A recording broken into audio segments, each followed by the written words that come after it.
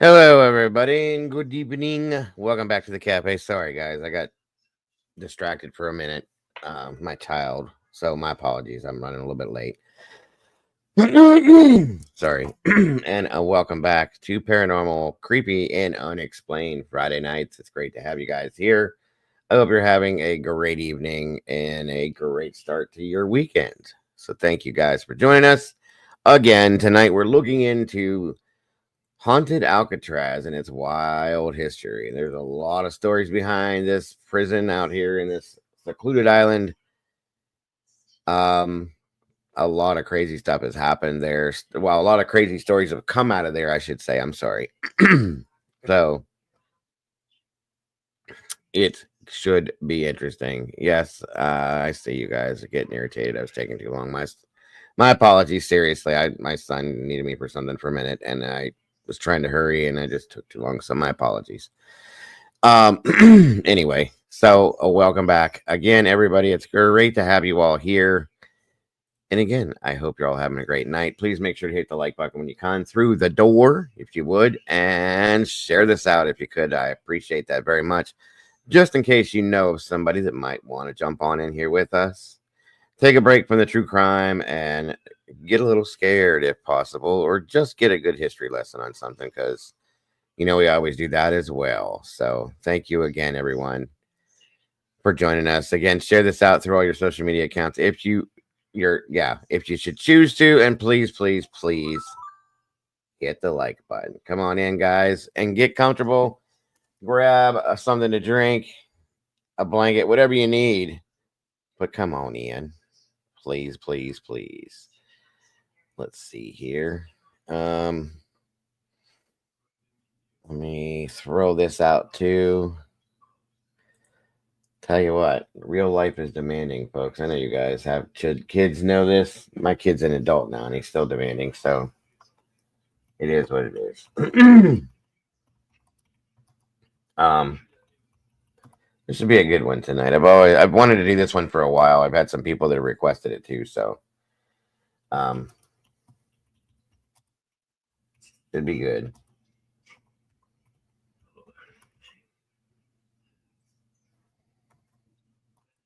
Let's see.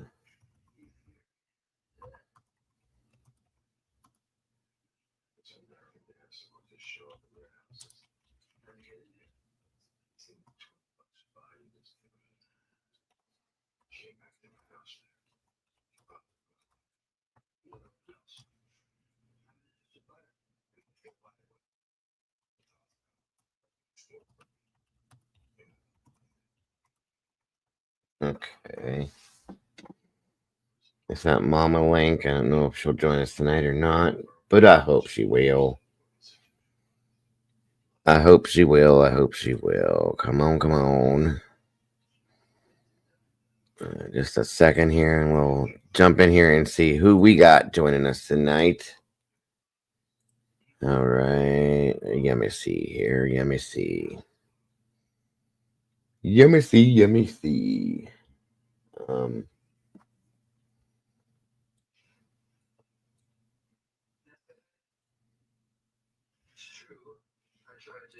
there we go.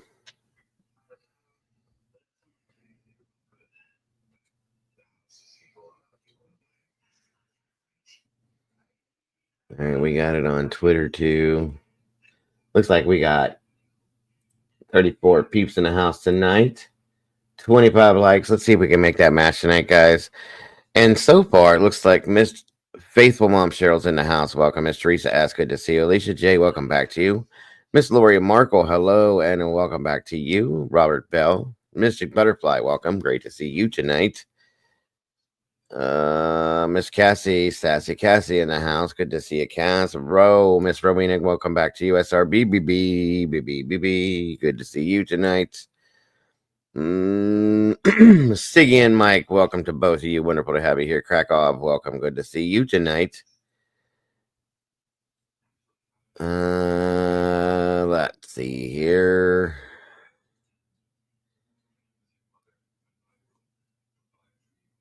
Is that long? Miss Sherry Wisdom Speaks. Oh, I'm sorry, Miss Sherry. Didn't mean to make you tired. Um, Brandy B, the OG, welcome to you, Brandy. Mikey Mike and the Mikey Mikes. Good to see you tonight, Mike. Good to have you here. Brutally Honest, welcome back to you as well. Andy Kane, good to see you tonight, sir. Thank you for joining us. And Mama Duck, hello. Wonderful to have you here tonight. It's been a while. Welcome back. Great to see you. Hope everything is well with you. Pugopolis, welcome back to you again tonight.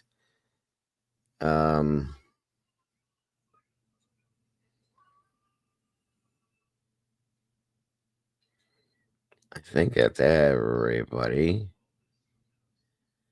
1 minute here. That was weird. Steven's Adventure, always a pleasure, my friend. Good to see you as well. Mystic Butterfly, I think I said that already. Yes. Of course, the Doodle Bug in the house. Good to see you, Miss Doodle. Thank you for joining us, as always. Jason Smith, hello and welcome, my friend. Good to see you tonight. Thank you for joining us. So very much appreciated. That goes to all of you. Be nice to your mom, Cassie. I see you in here. There's Flickery. Welcome, Flickery. Good welcome, Miss Tracy. Welcome back. Great to see you. Oh, okay, Mama Duck. Well, I hope you're doing better. And I hope you heal up well, Mama Duck. Always in our thoughts and prayers, dear. Well, thank you, Tracy. I appreciate that very much. I started to look washed out, so I did something to change it up. All right, let me see here. So, like I said, tonight, guys, we're looking into Alcatraz. It's a state penitentiary outside of New York. And wait a minute. Yeah, hold on. Anyhow, it's out on an island. Okay, separate from you have to take a boat to get there. There's a crazy history behind it, and it is said to be haunted by many folks that have been there, spent the night there, people that stayed there, what they were inmates there, people that worked there. There's a lot of stories behind it. It's crazy. Yeah, I said New York, California. My apologies. I don't know what the hell I'm thinking. I'm thinking of San Quentin, I think, or no, Rikers Island. Jesus Christ. Sorry, folks. I can't get it together. Yes, it's in California. It's off San Francisco Bay. My apologies, folks. Anyway, Jesus. So there's a lot of stories behind it. Thank you, SRB, for correcting me.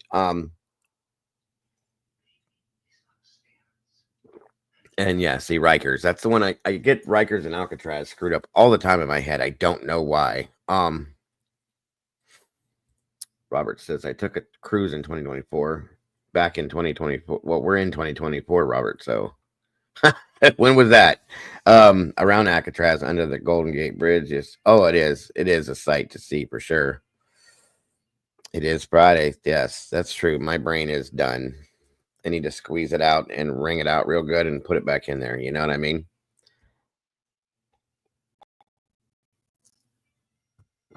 So again, thank you all for joining me tonight. I've had some requests for this. I myself wanted to do this one for a while. So I hope you guys are here for it. I hope you enjoy it tonight. Please make sure to hit the like button. Share this out if you would. Let's see if we can throw this in the algorithm tonight somehow to get this channel back in this damn algorithm because it just ain't working. Again, I have to remind everybody because there's been some problems, guys. If you are supposed to be subscribed to this channel, no, I got you, Robert. I kind of figured it was something like that, bud. If you choose to be subscribed to this channel and you thought you were, go check it. It seems to be an issue with a lot of channels I've been seeing throughout today and yesterday. I've been looking at things, so please go check it out. And if you're not, of course, you can resubscribe if you'd like to. That's why people haven't been getting notifications and all sorts of things. So just double check it. If you choose to be and you want to be, you might not be. So go check it out, folks. Let's see. Make sure everybody is in here that I spoke to. See, I couldn't do this without this Blue Crew. Thank you for all of you to the Blue Crew for being here tonight. Couldn't, wouldn't, or should never try to do it they keep me rolling. For sure. Thank you again for fixing that for me. Usually it's Alicia that fixes my mistakes, but SRB covered me tonight, so thank you. Again, welcome Jason Smith. I see a couple new faces in here. Appreciate seeing you in here. Always love to have the new faces and peeps in here. And please make sure that you guys welcome them as we do with everybody new with open arms. Welcome, Miss Holly. Good to see you tonight. Oh, yeah. That's actually already written down in my book, Miss Rowena. You see me rolling, you hating. There's my doodle. Yes, welcome. Anybody new, welcome. It's wonderful to have you here. I hope you enjoy your time here and want to come back again and again. That's a very, very welcoming and comforting community, and I hope you enjoy it. Like I said, please welcome, as we always do, everybody new, anybody new, guys, with open arms, like we do. So you are absolutely welcome, Mr. Jason, and always welcome here. Appreciate it too. So YouTube has been zapping mine, driving me crazy. There's been a lot of problems with YouTube over the past, I'm going to say about a month now. Started off with little problems and became larger problems. I did figure out a way to fix a couple of them, but excuse me, sorry. There's still more. These updates that they're doing are causing many problems. With creators and people that are subscribed to channels. It's not cool. As if this job here wasn't hard enough. They're making it harder. So Miss Callie Dime in the house. Good to see you tonight, Callie. I hope you're having a great night and a wonderful start to your weekend.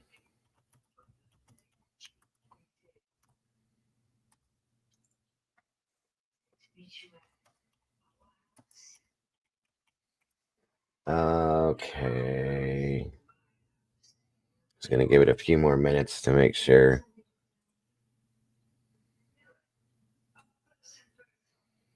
Yeah, if you would please take a moment to hit that like button. We do appreciate every single thumbs up that we get here, as we appreciate every single one of you for sure.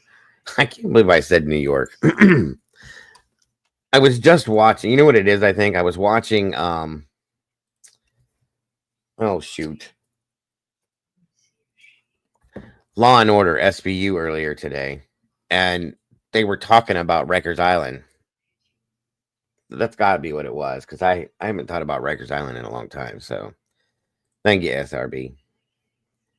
Anybody interested in becoming a member, jumping in the sauce with the rest of us, becoming a meatball, and helping us spill this sauce every day? There is a link to do that if you would choose to.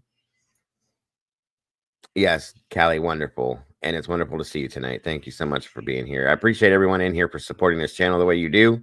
You guys are absolutely amazing and would not be here without you. So thank you once again. And again, guys, if you would share this out, if you think anybody else might enjoy it over here, we greatly would appreciate that. Share this out to whichever way you can. Let them know what we do over here. Let them know we're hanging out.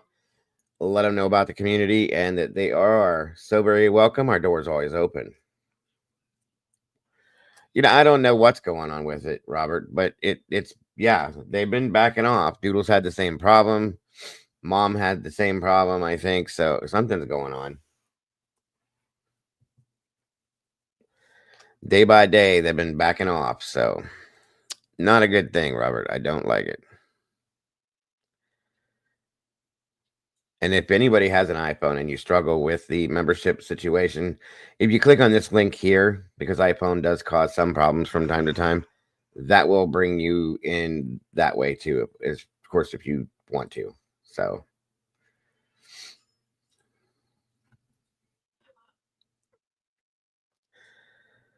all right. Let me see here. Okay. Up and at 'em. Open it up. And again, for those of you that are here, I might as well throw it out now.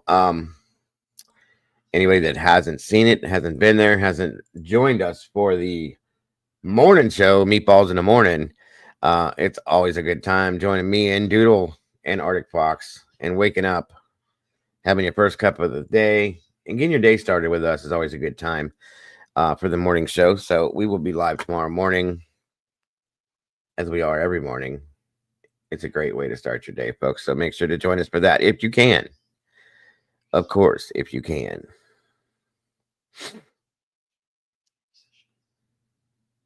It is great to see you back, Mama Duck. Thank you so much for rejoining us tonight, and I truly do hope you're feeling better. For anybody that's newer, that's not familiar, that hasn't seen us on the morning show, the morning show is a little bit different than what we normally do. It's a variety of different topics. We talk about what's going on in the world, current events, crazy stuff, wild stuff, funny stuff, horrible stuff. We cover the weather a little bit. We're supposed to be starting a sports segment as well. And a little bit of everything. So it's a great time, and it's great company with everybody that comes in. I think it's a great way to start your day. So I hope to God I see you guys there anytime you're available.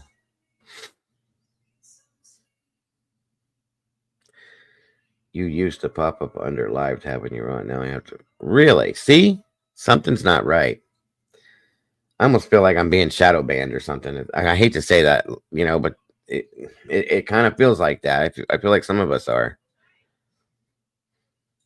Yeah, and that's what's going on. Is a lot of people have been telling me that, not just here but in other channels, that they're being unsubscribed or something, or they're unsubscribed and they know they've subscribed. And I'm just like, I don't have any control over that stuff. So I'm just letting everybody know that it's a thing. It's been going on, and you might want to check it if you want to be subscribed to these channels. It's happened to me. It's happened to Mind of Monsters. It's happened to Doodlebug. And a few others that I've heard out there on YouTube world. So Matahari's in the house. Great to have you here, dear. Thank you so much for joining us. Thank you, Miss Cheryl. I think it is the best way to start your day, especially with this awesome community. So, see, that's crazy, especially for USRB, because you're in here every day, twice a day. It should just automatically pop up. Mom, I had to look hers up the other night. We were talking about this last night when she brought that up. I went to pull it up, and I had to scroll to find it. And that's weird to me. I've never had to do that before. Wow. It seems to be that's what's happened to Flickery. I share this on Twitter here and everything, and it's just, I don't know if that's why the subscribers are backing down now, or maybe people just don't like me anymore. I don't know. Either way, it's what it is, but it's alarming because it's going up and down in weird amounts of time. Oh, look at that. Look at this. Documenting Austin in the house. Great to see you, my friend. Thank you so much for joining us.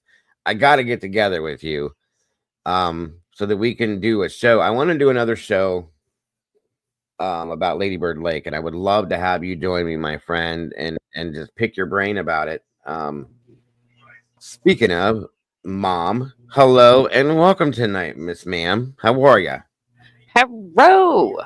How the hell are you? I am doing wonderful, thank you. Even better now that you're here. That sounds awesome. Absolutely awesome, my friend. I appreciate it. I've been trying to hook up with you for a while now because I want to do that show.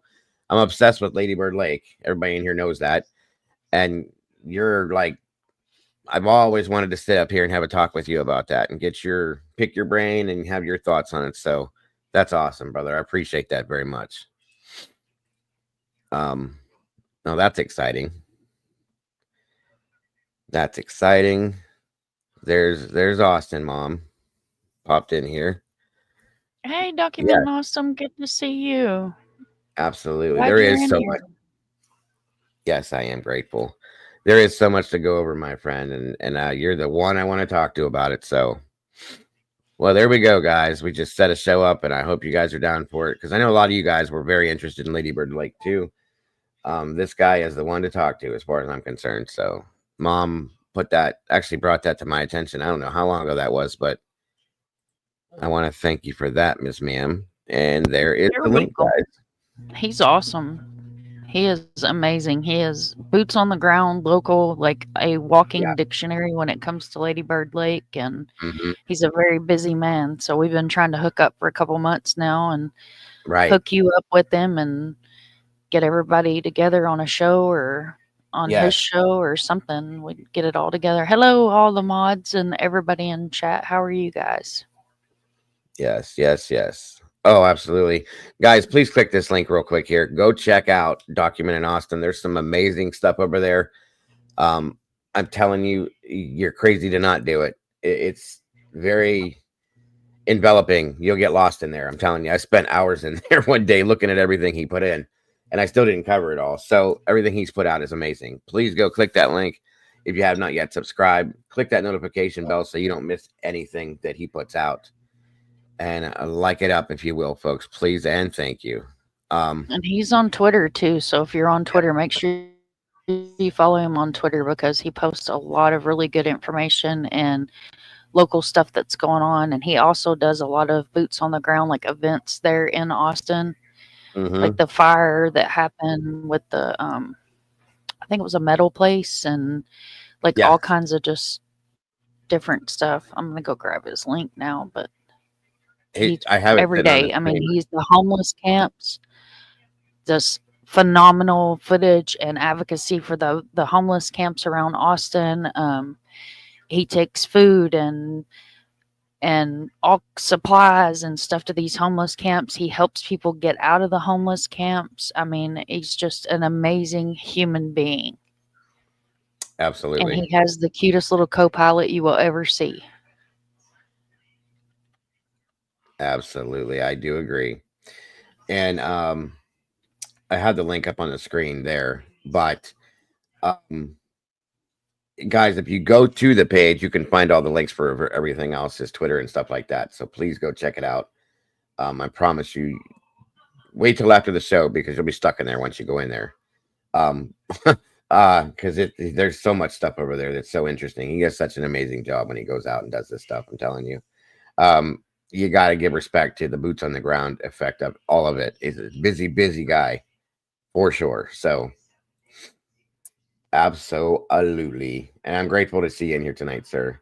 I appreciate you taking time out of your Friday night to drop in and spend a little time with us. That makes me feel great. So thank you again. Um, absolute. So first and foremost, before we get further with anything else, I do want to say, Brandy B, my the OG, uh, my probably one of my first mods ever, has been with me for 3 years, even when I was on the other platform. Is here tonight as always. She's here almost every single day and night. And like I said, been with me for a long time, guys. Long time. And she's family to me as I am family to her. I just want to put out there a huge, huge congratulations to her daughter, Miss Elizabeth, who is getting married. She's now engaged, and I am super excited for that. I hope and wish nothing but the absolute best for Elizabeth. And I hope that this is a new start to your life that is going to be the most amazing part of your life. And God bless and Godspeed with all of that. That's to me, that's exciting. So congratulations to you, Elizabeth and Miss Brandy, and your whole family. So I hope it works out to be the absolute most wonderful thing in her life and all of yours for that matter. So congrats to Miss Brandy B and Miss Elizabeth.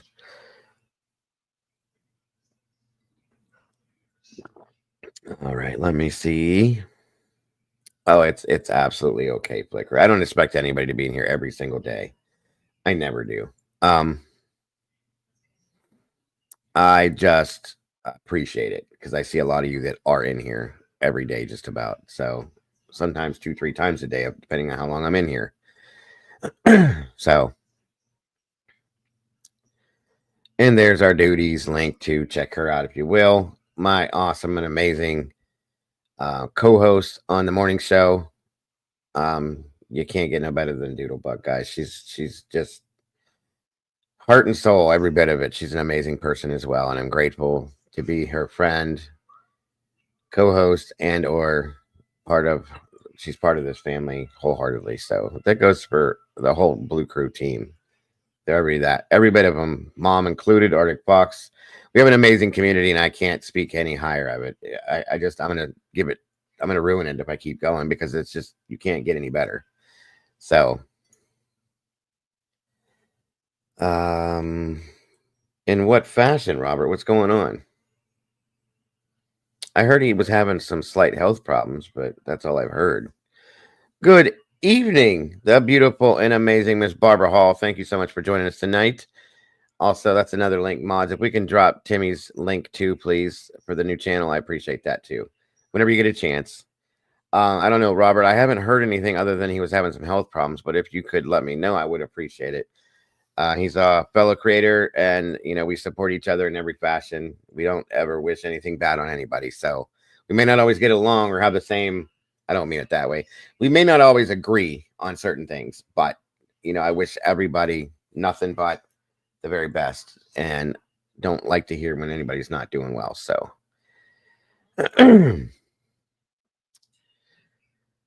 absolutely. Thank you, Alicia. There's Arctic's link too. Another amazing person, and basically our other co-host for the morning show. Arctic's become a very big part of that, and a daily part of that too. I wish mom didn't work day turn, but she does. Me too. It sucks. It takes away from what I really want to do here with you guys. Well, you basically become the evening co-host for the evening show, so Oh, that makes my heart smile. it is what it is. I look forward to you being here every night. So yes, absolutely, SRB, you included, have an amazing crew, panelists, the best of all time, and the chat, the community, the family, every one of them. I'm going to my music room to do some singing. I'll watch later. Have a beautiful night. Thank you, Jason. I appreciate you stopping by, my friend. If you would, please, sir, just hit that like button on the way out the door, if you liked it, of course. And spread the word, my friend. Miss Charlotte, welcome tonight. Wonderful to see you. All right, guys. So let's get this thing a rolling. I've talked enough. And My head was naked. your head was naked. Okay. I had to put my hat on. I didn't see nothing. Don't worry. Y'all see all my silver. Cover that up. See, I don't have that no more. I took care of that. Can you tell? Oh, it looks good. I can't do that though. I'd look funny with it. With it all gone. I used to keep it in a mohawk, but too old for all that mess now. I did it to my hair too. You can see it better in my hair, but this I just can't handle it. It looks so washed out because of the white. It's crazy. I renamed all of them. Did you really? After my old man. Yep. They got dates too.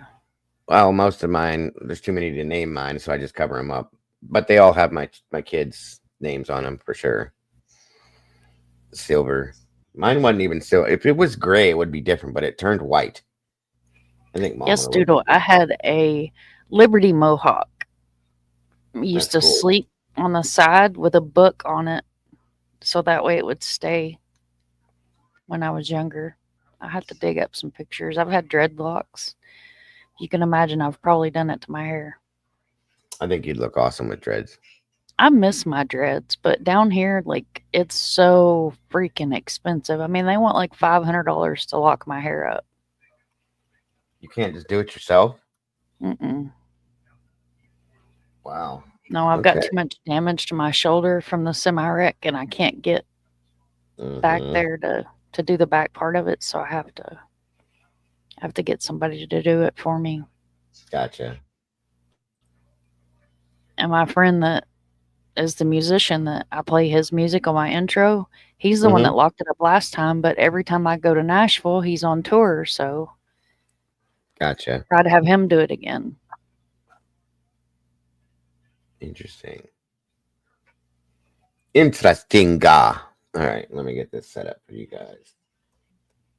We're going to start off with a standardized, you know how I do. I kind of give a history lesson when I do these things, just to give everybody as much information and insight into this story the stories as I can. A lot of you guys might know the stories and the information behind it, but I still like to do it to be thorough because that way nobody misunderstands or nobody doesn't understand what we're talking about or looking into. So the basis of tonight is the Alcatraz, the haunted Alcatraz, the haunted side of Alcatraz.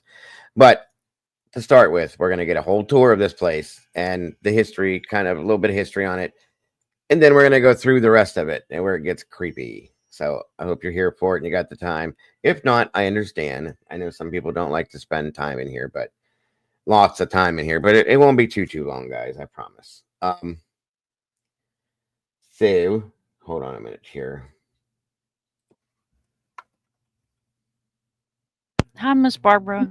Alicia, I love that. I love that. Barbara Hall, the amazing Miss Barbara Hall. Doodle, I bought my midlife crisis car. And now it's broken again. It stays broken, it seems like. What? Now I'm What? waiting for my midlife crisis truck. You? I need a whole bunch of stuff for this. I got 2 weeks. I'll be 50 years old. I need a whole bunch of midlife crisis, everything. I need a new truck too. Definitely need a new I truck. do too. I do too. We haven't had a truck. Well, we had two trucks and two cars, and Minnie didn't have a truck. So when he was living in Miami, we surprised him with one of the trucks. So now he has the Suburban, Mm-hmm. and my truck, the front wheel fell off of it on I-4. I don't do well with vehicles that break down for no damn reason. And some guy came by the house and he was like, "What do you want for that truck?" I said, "How much money you got in your pocket?" He said, $500. I said, "Give it to me," and I signed the title. Well then, okay. There you go. Can't go wrong with that. I'm too old to fool with it anymore. Back 20 years ago, I just got under it, fixed it myself. But to hell with that. It sucks nowadays, doesn't it? hmm Mm-hmm. Get up and get up, and your knees sound like the bubble wrap paper. For sure. Okay, guys. I think I'm about set for this.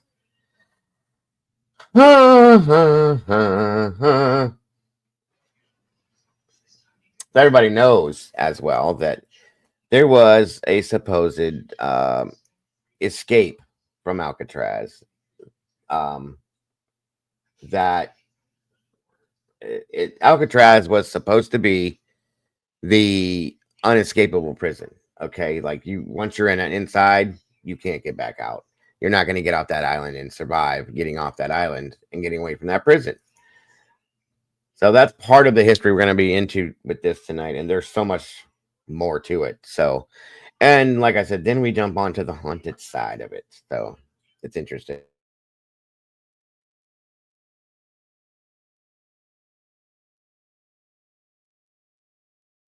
And I've been obsessed with this place for Jesus since the movie came out that had Clint Eastwood in it. Once I saw that movie, it was over for me. I was a little kid, you know what I mean? I was just like, wow. And of course, most people don't know. Well, most people do know. I'm sorry. Excuse me. That there was a movie that came out in the '90s called The Rock, which Sean Connery. That was filmed in Alcatraz as well. There were some experiences through the filming of uh, that movie that Sean Connery spoke upon, and don't ask me why I keep doing that voice, but it's fun. And he said they had some experiences while filming too. So the haunted side of this is a very real thing, but the history behind it is amazing. I think that Miss Cynthia, welcome back. Good to see you tonight. Was in that grouping that Meki was it Meki Teki? Did she scripted 5 or something like that? I think that was who it was Meki Teki. I don't see her in here Mickey's tonight. here.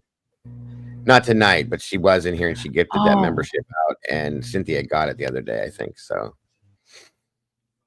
I always usually send Mecky a message because I don't think she gets the notifications. But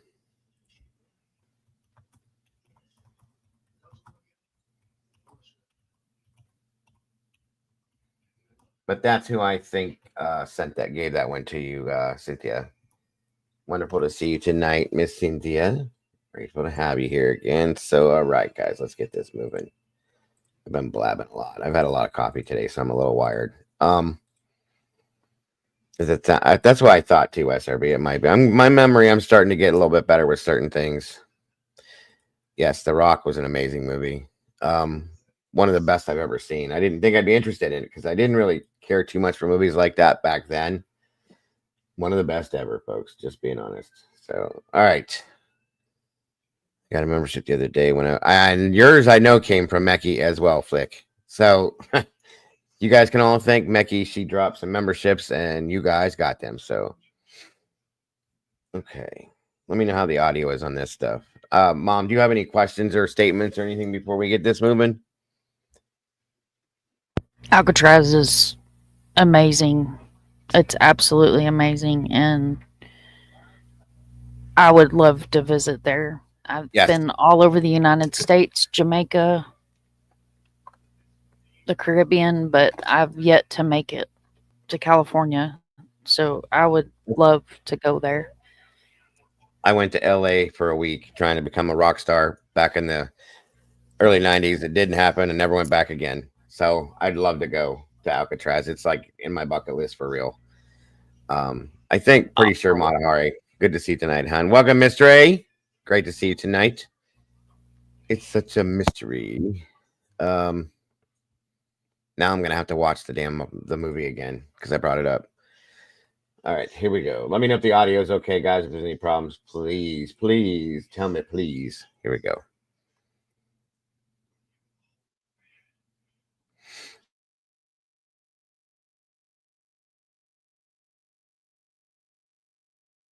Now this doc has the prison break, and wrapped in it too. So I thought it would just be a combo to put in here.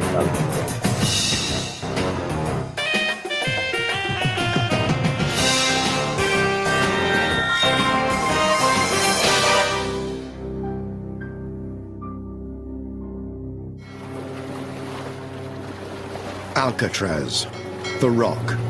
12 barren acres in the middle of San Francisco Bay. In 1934, it seemed a perfect place for an escape-proof prison for America's worst criminals. Alcatraz was America's most notorious top-security prison. Escape attempts were rare. All who had tried were caught, killed, or drowned. This was the state-of-the-art institution of its time, sort of like the Titanic. You know, the Titanic's never going to sink. And I think everybody just figured that nobody's going to escape from Alcatraz. But on June the 11th, 1962, 3 prisoners achieved the unimaginable. Through a series of ingenious maneuvers that took more than a year to prepare, Frank Lee Morris and brothers John and Clarence Anglin broke out of their cells, out of the prison, and disappeared, never to be found alive or dead.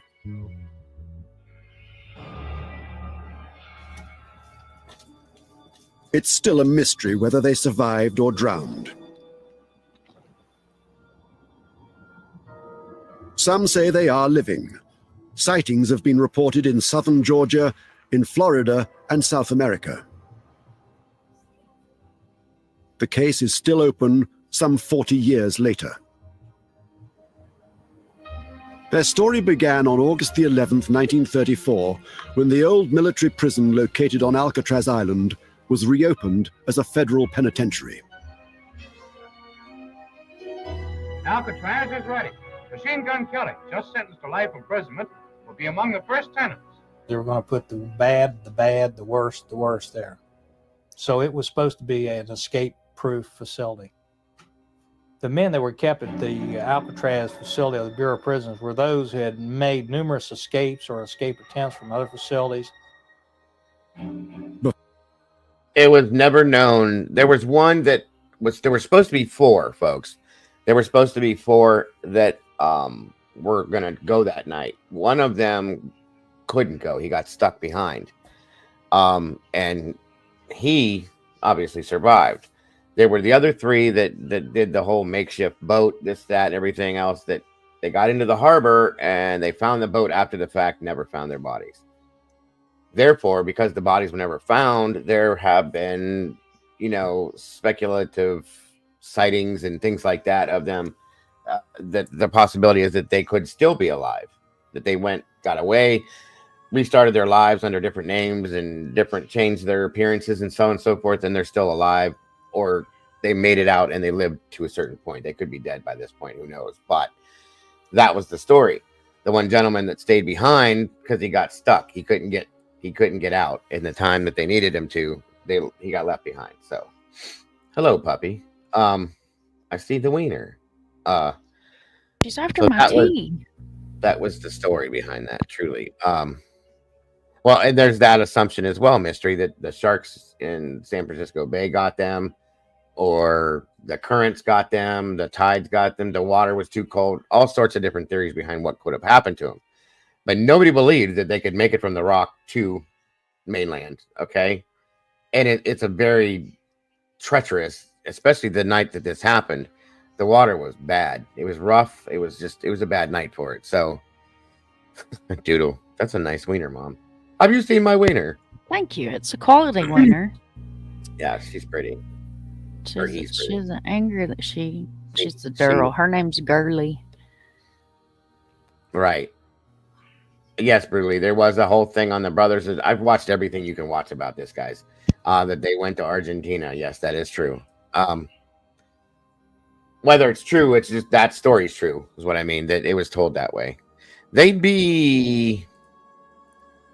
I can't remember. I'll look it up for you guys. I do remember that if it was, they'd be up there in age, like late 80s, 90s by now, I think, if they're still alive.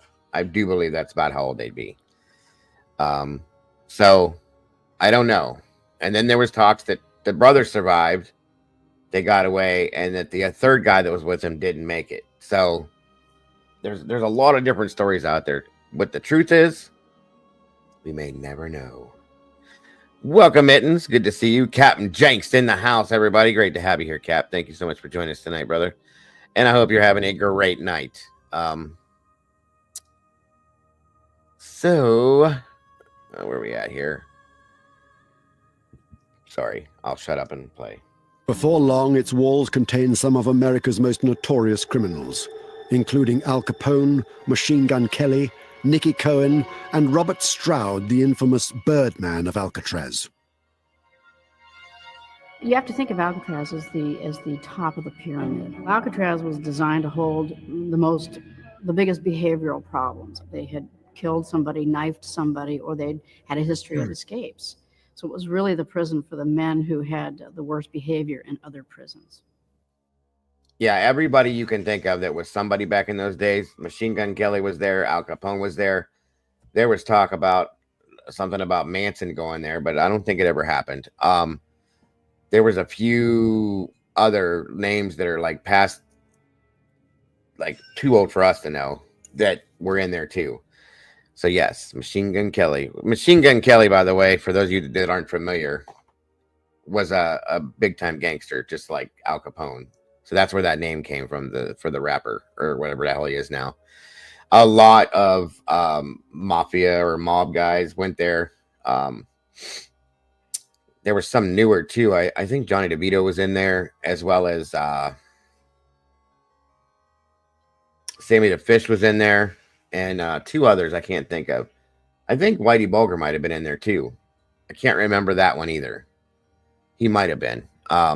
A lot of gangsters, yes. Wise guys, whatever. Definitely not the rapper. No. That's where that name came from, though, was from a gangster. See, that's the story that Clarence Anglin drowned. And it could be true. Who knows? The maximum capacity of the prison was 600, but Alcatraz rarely exceeded 250 prisoners. It boasted the highest ratio of guards to prisoners.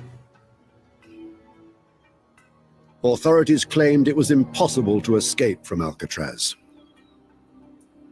Attempting to escape from Alcatraz, that's more or less a guy that's kind of given up on life, because this wasn't the easiest place in the world to break out of. They had one guard here to every 3 prisoners. They had 9 official standing counts, but they counted us every 15 minutes, 24 hours a day. The newly fitted-out facility had state-of-the-art steel bars, thick concrete walls, and guards rumored to be marksmen with shoot-to-kill orders.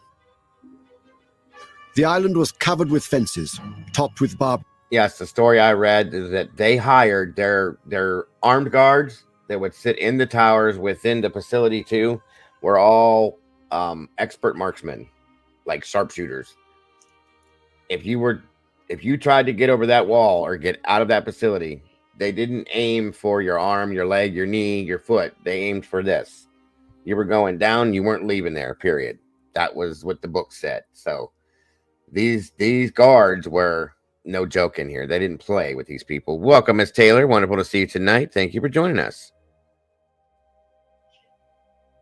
What? Not to be a problem, but Bullhorn Betty and others got tattoos? Oh, God. I'm not surprised. I don't know if the guards lived there, Cynthia, but I do know that they work specific shifts. And Demon Dog, welcome to see. Good to see you tonight. But they were round the clock coverage. There was never anybody ever left alone in there. And like they said, there was one guard to every 3 prisoners. You don't get that nowadays. You get, every 30 prisoners now, or 40, there's one guard per cell block per se. And then they have others that sit up in the station. So it's a little different. And that's another, thank you, Brutally. You guys are helping. I love the interaction tonight. It was also stated that they chummed the water. They would dump buckets and buckets of blood around the island. They would take a boat and they would circle the island and dump buckets and buckets of like fish guts and blood to keep the sharks busy in the water. So if anybody tried to get out, you weren't staying in that water very long. And if you did, you was dinner for somebody else. So just saying, it's pretty wild the things that they did. Of course, they were ahead of their time when they put this place together with the razor wire and stuff like that. A lot of places didn't have all this stuff. The technology, which is not really technology that Alcatraz had back then, was not available at any other prison at that time. So it's wild stuff, folks. It really is. Wire. Every day, there were many scheduled and unscheduled body counts and cell inspections. Then there was the bay itself. Alcatraz was an island prison. It's more than a mile to San Francisco. The water was said to be unbearably cold, the tides and currents treacherous, and there were reports of man-eating sharks. Some of this was true, and some was exaggeration designed to scare the prisoners. Alcatraz Island has been surrounded with myths from its very inception. Some of those myths were that the water was way too cold for a man to survive the swim from Alcatraz, the 1.5 miles to the mainland. And you got to understand, too, again, sorry to interrupt. I'm going to commentate through this whole thing, guys. I apologize. Miss Sherry, good to see you tonight, dear. The Birdman, that was a really interesting story. Or the book about him alone. If you guys get a chance to read the story about him, please do. I couldn't put the book down from beginning to end. It was amazing. Yes, the prison was built and designed for the worst of the worst. That's why they took everybody that was a problem, whether it was because of multiple escape attempts, what they did, the crimes they committed, the type of people they were. They went there at that point because that was the only place that they felt at that time could hold the worst of the worst. So, and this is not true. Okay, so that part I never had gotten for some reason, but the staff and the guards lived on the island. I knew that the big guy, I can't think of the warden lived there, but I didn't know that all the guards lived there. I had heard that some stayed there, but I didn't know they actually lived there. Thank you, Robert. Appreciate that. Since 1900, it had been swum regularly with no problem. There was also the myth put forth that the guards on Alcatraz were expert sharpshooters. Many of them were not sharpshooters at all. The Bureau of Prisons announced publicly that San Francisco... I think he's not telling the truth, because what I read said that they were all marksmen, like excellent expert marksmen. That was supposedly how they hired, unless they wrote that story for a reason, but that's how they hired them, was based off of that. So that's my understanding. Maybe he's right, maybe I'm wrong, he's right, whatever, but still part of the story. The bay was filled with great white sharks, which of course eat human beings. There are no great white sharks in San Francisco Bay, and there never have been. Despite And no, the story again, it wasn't great whites, it was bull sharks. I think they were bull sharks is what they said that they had. Tiger sharks. Was it tiger sharks? Okay, tiger Bull or bull shark shark. and tiger sharks. Okay. There And I weren't hate great it for this guy, but great whites are on this side because I've actually seen one, and she's actually really well known, and her breeding area is on Daytona Beach. And they're Mhm. also known for being over there too, because they travel to their breeding zones. And plus you have to think that that is a big seal zone. Like seals yeah. are everywhere over there, and that's their main source of Shark- food. Yes, the reef sharks, especially the reef sharks, the reef sharks and the bull sharks and even the tiger sharks. Yes, I don't know where his info comes from, but these facts he's telling, I don't think are true. So just to give you, and I'll show you the other stuff if I need to, but still, just saying. There was an interview done with one of the guards that stated that they were all expert marksmen, and if they were or if they were so as marksmen, or if they claimed to be experts or whatever, and they weren't that good, they had specified training for that reason, just to be able to do that stuff with the guards on a regular basis, shooting practices and all sorts of types of stuff. So just saying, they were not going to have anybody escape from this place, period. this propaganda, escape attempts were made. 1,576 prisoners went through Alcatraz during its tenure as a federal prison. Of that large number of men, there were only 14 escape attempts of which we are aware, and 36 men who tried to escape. None of those men succeeded. Some died violently, some were shot to death, most were recaptured. Some attempts were mad dashes to freedom, some involved terrible violence, some were hopelessly inept, but they all failed. Until Frank Morris and brothers John and Clarence Anglin came along. Both Morris and the Anglin brothers had been in and out of jail since they were teenagers. Robert Anglin is John and Clarence's brother.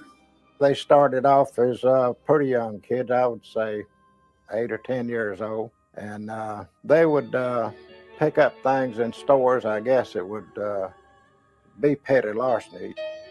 John and Clarence Anglin were always in trouble, always stealing together, always planning and organizing their burglaries. They had to go to the reformatory school for that for maybe a couple of years.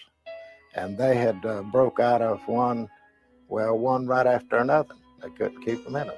Yeah. They committed a bank robbery with a toy pistol and were caught. You don't go around robbing banks with toy pistols, you get killed. When they were caught, they threw the book at them. They wound up with 30 plus years for sentences. John William Anglin was doing his time at the federal penitentiary at Leavenworth, Kansas. When he tried to escape, he was transferred to Alcatraz in the autumn of 1960. He was 30 years old. The following January, Clarence Anglin, a year younger than his brother, followed him from Leavenworth to the Rock. Frank Morris came from a very tragic background. Mother, father abandoned him, drifted into crime, wound up in various state prisons, including Florida's. Frank Morris was serving a 14-year sentence for bank robbery at the federal penitentiary in Atlanta, Georgia, when in January 1960, he was transferred to Alcatraz. In the spring of 1961, these men first hatched their plan to break out.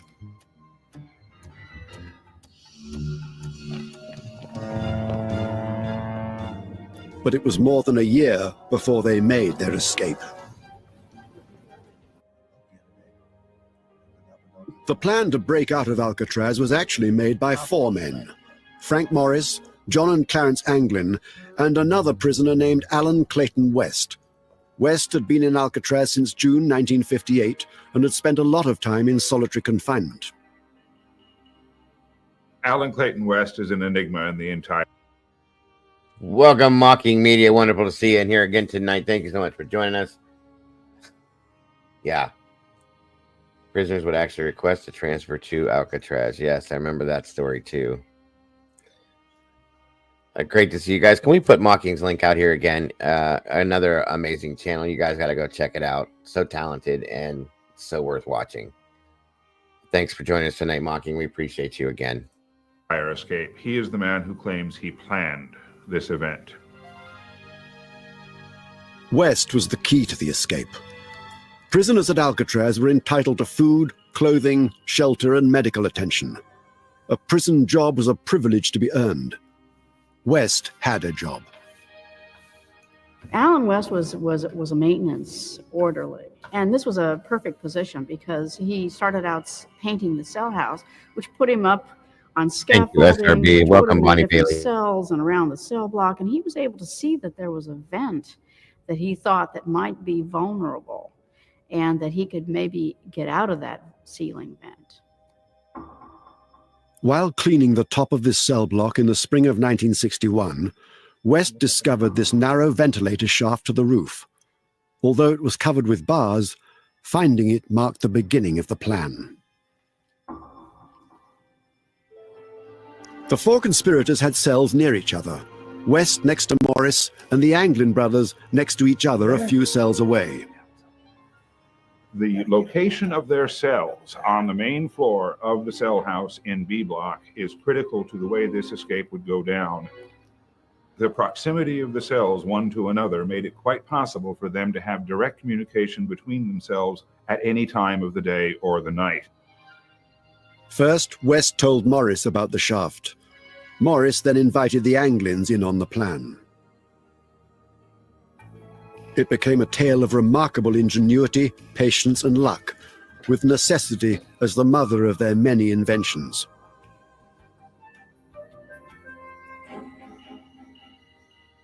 Behind those cells was a rarely used utility corridor filled with a maze of pipes. Once they were in this narrow passageway, it was an easy matter to climb the 3 stories to the top of the cell block. From there, they hoped to escape through the narrow ventilator shaft onto the roof, and from the roof off the cell house and down to the water and off the rock. But first, they had to find a way out of their cells. The only way they could get into the utility corridor, which was behind their cells, was to excavate, that is, make bigger the vents that already existed in the back of each cell. The vents were only a few inches high and wide. The grills were buried in 8-inch thick concrete. To break through, they started with simple implements, whatever they could lay their hands on. At one point, they even made crude power tools. They also had to conceal the noise of their chipping away at the concrete. One theory is that they worked while other inmates practiced their musical instruments. Every night after dinner, the musicians were allowed to play for approximately an hour and 15 minutes. There were accordions, saxophones, trumpets, guitars. I mean, it was just a cacophony of noise. A former prisoner, Whitey Thompson, provides another explanation. He was on the same cell block as West, Morris, and the Anglins, and says ongoing construction in the cell house also had covered the noise they were making. The maintaining guards was knocking out a wall over an A block to make it bigger, to make it into the records office. Them jackhammers, when they're knocking out that wall, I mean, that sound was deafening. And under cover of the same noise, Morris and the England brothers were going through the backs of their cells with these little homemade chipping hammers. Finally, after several months, they were able to squeeze their bodies through. The excavation of the vents in the back of the cells they concealed by making fake vents. out of cardboard. These vents were painted with the colors of the cells.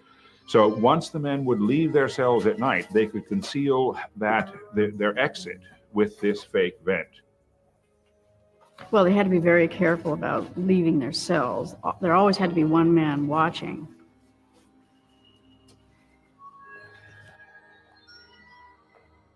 They simply had two men, Morris and West, and the Anglin brothers, and one of them would watch while the other one would dig. Their secret plan was widely known among the other prisoners, dozens of whom helped. I was astounded to read Welcome, Ms. in Keeley. reports that maybe as many as 80 inmates out of the 160 or 180 that were still on Alcatraz knew about it. Myself, when I was a prisoner here, anyone that attempted to escape or wanted to escape, I'd help them all I can. That's the way a good inmate does. He helps another inmate any way he can. Whether you want to go or not, if you can help him, you'll help him. Welcome, But even if the yeah. 4 prisoners could break out of the cell house, they had a much bigger problem: how to get off the island. Swimming had ended earlier escape attempts. They would need some type of boat.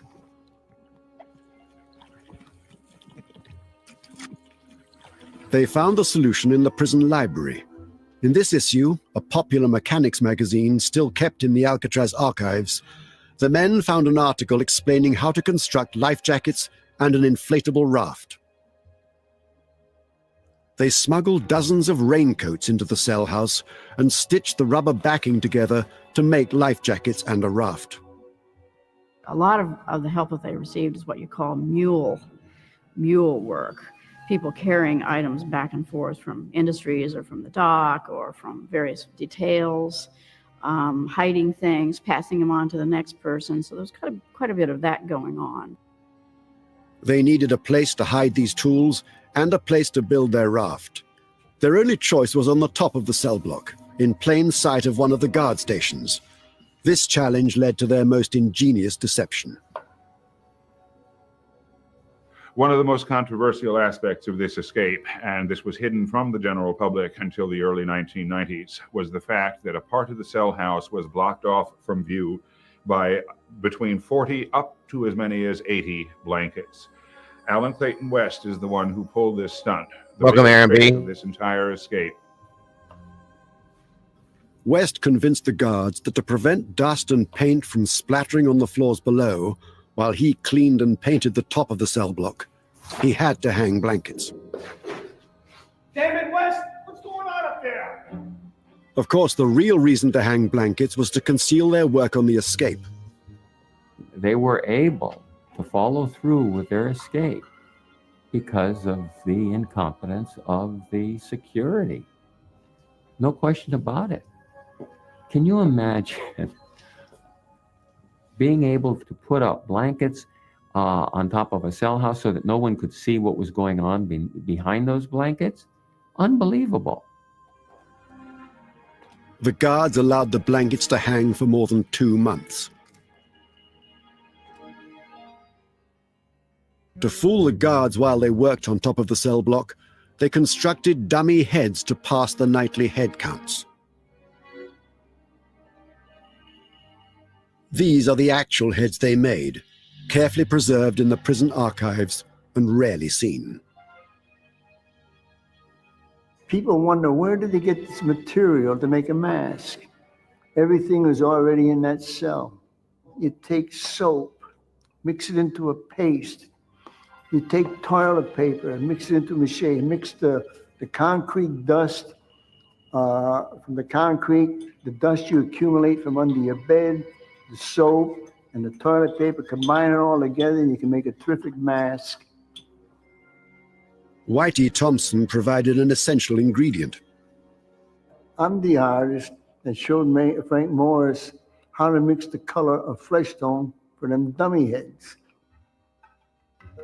To make the heads as realistic as possible, they covered them with human hair. Clarence Anglin was working in the barber shop at this time, and he would leave at the end of the workday, returning to his cell, carrying real human hair in his pockets.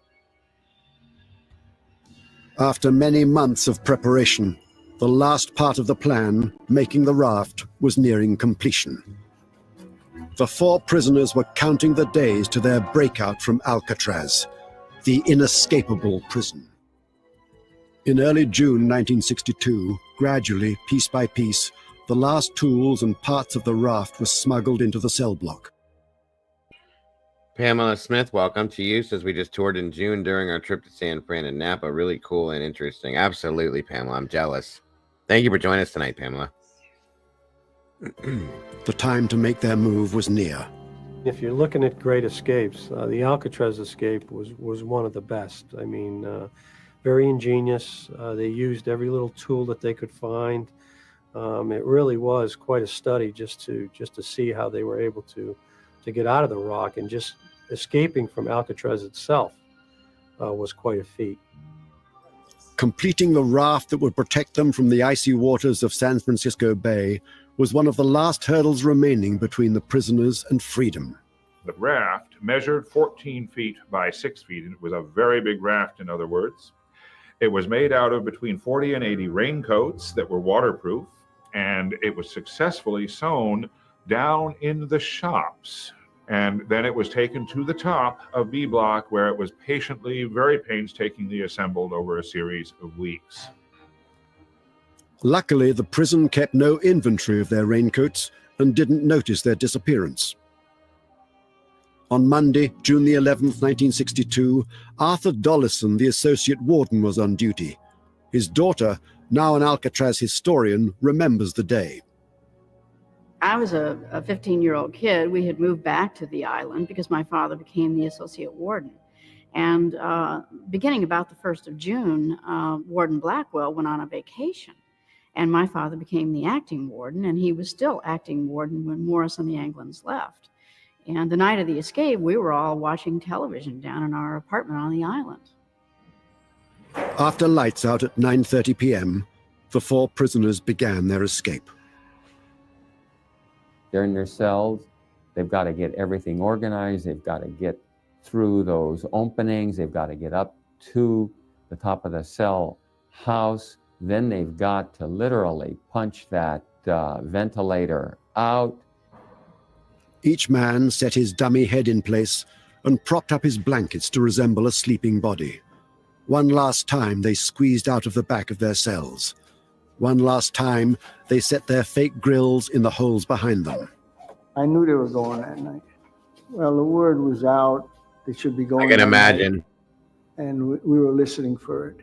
I can hear them working their way out into the tunnel that's in between the cell blocks. They met in the utility corridor and began their climb to the top of the cell block. But only 3 men were in the narrow passageway. Alan West was struggling to break out of the back of his cell. He couldn't get through his opening. There was a steel bar that he hadn't anticipated. West had never fully excavated the vent hole. I could hear him going up, climbing on the plumbing towards the ceiling of the cell block. And while they were going up, one of them dropped the bar. I heard it fall, cling, clang, bang, hitting all them pipes as it fell all the ways down. And when you've been in prison a long time, you get to know every single sound in prison. We heard that bar fall. It just jumped right out. And the moment it fell and I could hear it, I looked over to the gun rail at the guard over there, and he didn't bat an eye. I know he heard that sound, but he didn't bat an eye. Whitey is not the only one to question that the guards knew about the escape and did nothing to stop it. When we went out there to visit Alcatraz, they showed us the route they took, you know, in between the walls where all the plumbing was. And I don't know how they could do all of that without, somebody hearing it, the noise. They met on top of the cell block, where the hanging blankets still hid them while they completed the raft. The Anglin brothers were finishing up the raft because the top of the cell block was the only place where you could actually make a raft because it was big and it needed a big space to build. So they were all working up there until the last minute.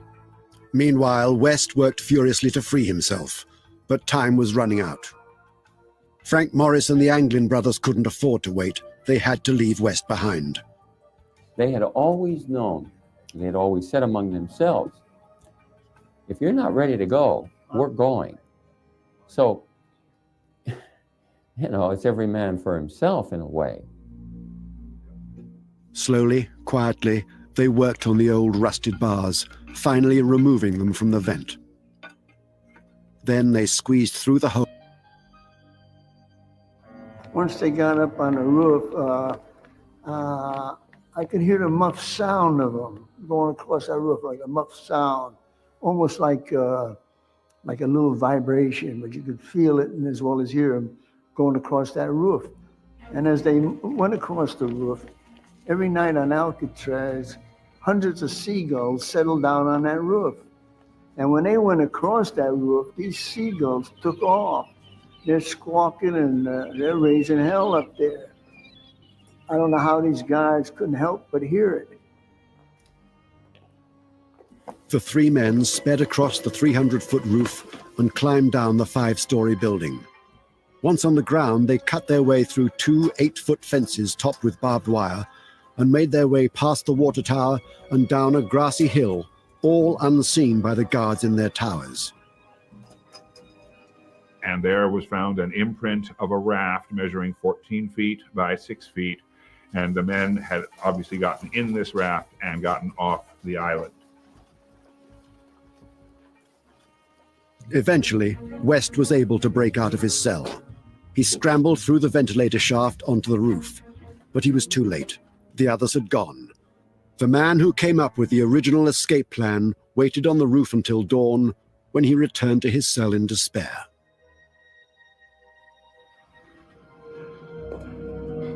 Around 7 o'clock in the morning, the wake-up bell rang, and everybody, all the inmates got up. They had about 10 minutes to wash up and go to the bathroom and have a cigarette, and then there's a whistle. The lieutenant blows a whistle, and all the inmates stand at the bars, and that's called the first stand-up count of the day. Well, obviously, the dummies didn't stand up. Morris! When neither Anglin brother nor Frank Morris stood up in their cells, the guards had to investigate. He stuck his hand in there to push one of their heads to wake him up. Get up! And the head rolled over on the floor. The guard jumped out quite a ways when that head rolled on the floor. Arthur Dollison, acting warden, got the call. His daughter speaks of that morning. There was a phone call that came to my house, and my dad told me later that he reached to the phone with dread because he just had a bad feeling. And when he picked up the phone, they said, "We've got 3 dummies in the cell house." And they meant that literally. He rushed out of the house, and then the next thing that happened is that there was a siren. The alarm could be heard everywhere on Alcatraz Island. Once the acting warden arrived, the investigation began immediately. Because of the hole in the back of West's cell, the questioning began with him. Alan West had to acknowledge that he was part of it because there was this huge opening in the back of his cell. And so, of course, he was brought in and he appeared to cooperate. I mean, there was nothing else he could do. He provided some details and he did not provide certain details. He told them what was safe to tell them and it would not jeopardize the chances of the others. Dozens of Alcatraz guards searched the island from top to bottom, from the cell house and prison roof to the power station and workshops. They combed the grounds under the water tower and all along the shoreline. They circled the island to look for bodies and to check the numerous waterline caves where men could hide. While the guards hunted, the other prisoners were held in their cells, waiting to be interrogated. They talked to all those guys. You couldn't get no one to talk on Alcatraz. None of these guys would ever talk. At the same time, the dragnet was rapidly expanding. The search was supposedly one of the largest manhunts since the Lindbergh baby kidnapping. And it was an air, land, and sea search. The Coast Guard put out 3 cutters and aircraft. All the local police, the FBI, of course, were called. When the federal agents arrived, they were amazed at what they found. The first questions that arose is, what the dickens are those blankets doing up there on top of B Block? But what the FBI found behind the blankets was even more shocking. It literally looks like a hardware store up there. Every sort of a tool that you could imagine had either been constructed or literally stolen from the shops or elsewhere on the prison. All the detritus necessary for a very carefully planned and complicated escape. These tools are the actual ones the prisoners used. They're held in the prison archives and are rarely seen. In addition to all this equipment, the search turned up some clues to help piece together the true story. Well, we know that the men actually built 2 rafts. One of them was found, apparently left behind for Alan Clayton West. It was a smaller raft. It was not so well built. There was a life preserver left on top of the cell block. There was a paddle left on top of the roof. The life preserver that was found on top of the cell block was West's. They did not need a 4th life preserver.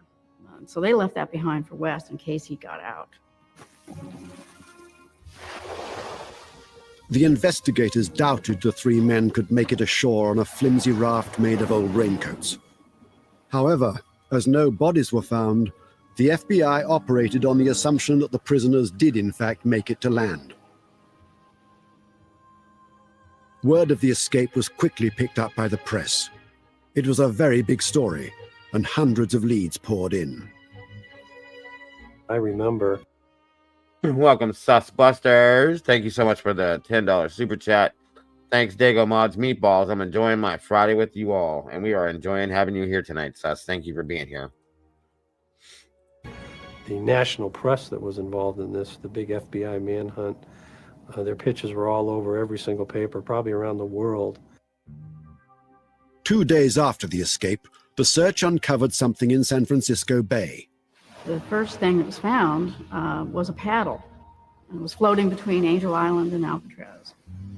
And it was matched to a paddle that had been left behind on top of the block, so they could prove that it was a homemade Alcatraz paddle. The next day, the crew of an Army debris boat discovered an important clue in the waters just off Angel Island, more than a mile from Alcatraz. The second thing that was found about 2 days later was a packet of photographs. Now, it was actually in about 3 feet of water. It was made of the same raincoat material as the life preserver on top of the block. And when they opened it up, they found about 88 photographs, many of which were identified on the back as being an Anglin family member. Included in the packet were 9 slips of paper with names and addresses of friends and family. The FBI believed the fugitives would never have left this behind. They decided that the raft must have sunk and the fugitives drowned. But not everyone agreed.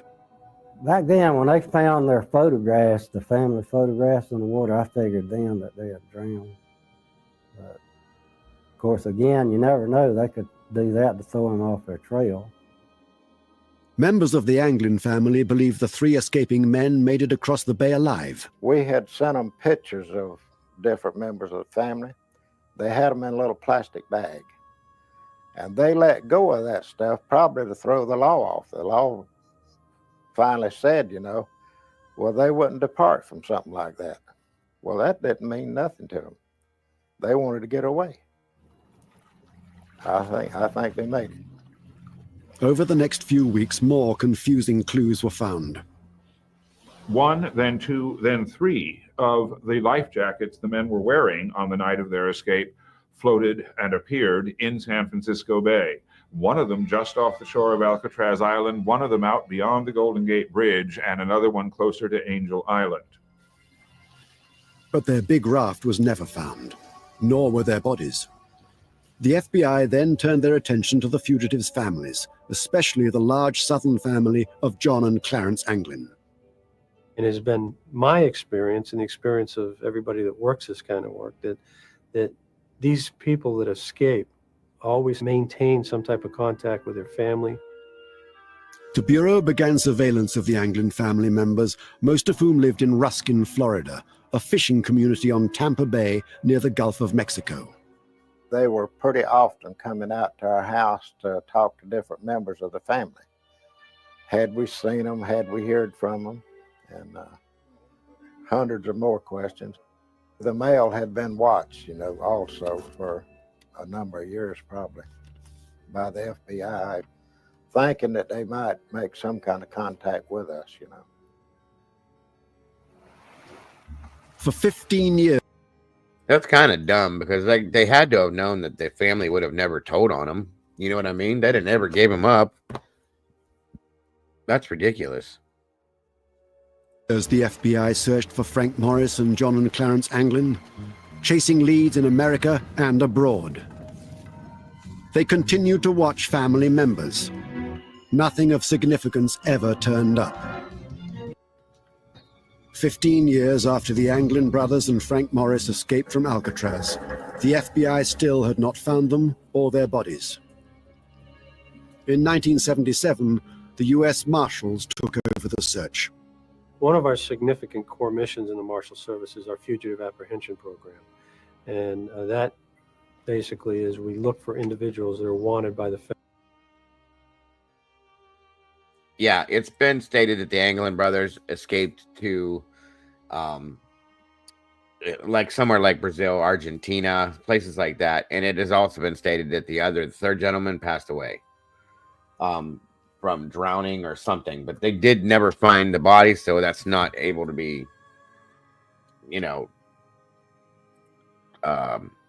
confirmed. So very, very true stories and very possible. And it has also been stated that the family of the Anglin brothers, they know exactly where they're at. They're just never going to tell anybody. Okay. Now you'll hear a different story from them, but you know how that goes. Federal court.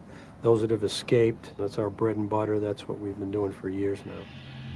But could men like these really avoid capture for 40 years and disappear without a trace? Frank Morris and the Anglin brothers had such a criminal history going back to their childhood, and many, many escapes and escape attempts. They got in and out of trouble of all kinds of reasons during their entire lives. So the question has always arisen in my mind, could these three individuals get away and stay out of trouble for all these many years since then? Once you escape from Alcatraz, you go underground, and that's it for the rest of your life. You simply become part of the woodwork. You're ordinary. Sightings of the fugitives and leads to their whereabouts trickle in to this day. A lot of phone calls, a lot of leads. Some were good and some were the typical one where I just saw somebody who looks like him in a 7-Eleven, or I saw somebody passing me by in a vehicle. But there were a couple, 2 or 3 real good ones that we ended up following up. This mystery has hung around for 38 years. And people being as they are, they cheer for the underdog. And I'm sure a lot of people think, are wishing and hoping that they did make it out. And we're just wishing and hoping that we will find the answer to that question. Many believe the raft deflated and the convicts had to swim for their lives. They were old, Navy issue raincoats. I have to think that the raft started to break up almost immediately, and they started to sink, and they were forced to put on their life jackets, and they were fighting cold water with all of their clothes on. The government's position is that the escaping prisoners probably drowned in the bay, but others argue they have no hard evidence of this. The Bureau of Prisons, to this day, will tell you that they drowned. But there's no proof that they drowned. Police officers will admit that anytime there's a drowning, those corpses usually... And that's what I was getting ready to state. The one thing about this is if they were to drown and if there were sharks that got them, the statement was made in 2 different, I read a story about it and then I watched a documentary on it, that they would have found pieces of their bodies at some point because they did drag the bay multiple times. or they would have eventually found like scraps of their clothing. Their bodies would have eventually floated to the surface at some point. Nothing was ever found, not pieces of anything, nothing other than those pictures and stuff and the rafts, pieces like that. That's it. So it's, you can believe what you want to believe, but it's hard to believe that there was never, ever anything of them found, of the three. You know, even if Frank Morse would have drowned, they still never found anything. What's happening, Phil? Good to see you tonight. It is Paranormal Friday, Paranormal Unexplained and Creepy Friday night, Phil. We do this every Friday night. This is just a documentary explaining what Alcatraz is and was, and then we're going to get into the creepy side of it. So thanks for being here, Phil. They wind up on the shores. For three to not wash up anywhere tells me they definitely made it. My belief is that somebody was waiting out in the water in a boat, and I believe that they made their escape that way. The raft was never found, and I would go back to the fact that the raft having never been found, along with no body's been found, that raft was taken on the boat that met them and picked them up. This theory maintains that a boat was arranged by another prisoner at Alcatraz, a former mob boss from Harlem, Ellsworth Bumpy Johnson. Bumpy Johnson was the type of guy that would have helped any way he could. He was that type of person. He was anti-police, anti-establishment. Bumpy Johnson had connections. If Bumpy did that, then I would say, yeah, they got away. It was illegal for a non-authorized boat to get within several hundred yards of Alcatraz. However, official police records confirm that there was a boat between Alcatraz and Angel Island on the night of the escape. There is some official evidence to suggest that a boat was out there. Robert Cecchi was a San Francisco policeman on duty that night, and he would report later to his supervisor that he did see at 1 o'clock in the morning a boat standing silent off the shore of Alcatraz. After a period of time, its motors were re-engaged, the lights came back on, and the boat went right out sailing through the Golden Gate and disappeared. The authorities believe that if the fugitives survived, it's likely they fled the country, first to Mexico and then possibly to South America. These men had studied Spanish while they were in prison during the course of the 9 months they planned this escape. The men did plan from the very beginning to escape down to South America, where they figured they would be fairly secure from discovery. A search of yeah, they talked about the boat being out there in the two different things I read and watched. But they could never find the boat or a boat to clarify or verify that for sure. Whatever, if there was a boat there, which makes sense, it gone. And they couldn't tell like any markings on the boat because it was so dark and late, but you could just see the lights on the boat sitting there in the shadow of the boat. And then, like he said, it was sitting idle with the engines weren't running, and then boom, off it went. So that could have docked anywhere, and nobody would have known any bit of a difference, anywhere in the San Francisco Bay or wherever it connected to. So that's something I've always gone with, in my opinion, was what happened. That's all it takes. You know what I mean? That's all it takes. So, and I'm sure they probably dragged the raft in to leave that behind, not to leave that behind or anything like that. So anyway, on we go. Alan West's cell turned up a map of Mexico torn out of a road atlas. The question has been asked many times about just where did these three individuals go after they escaped.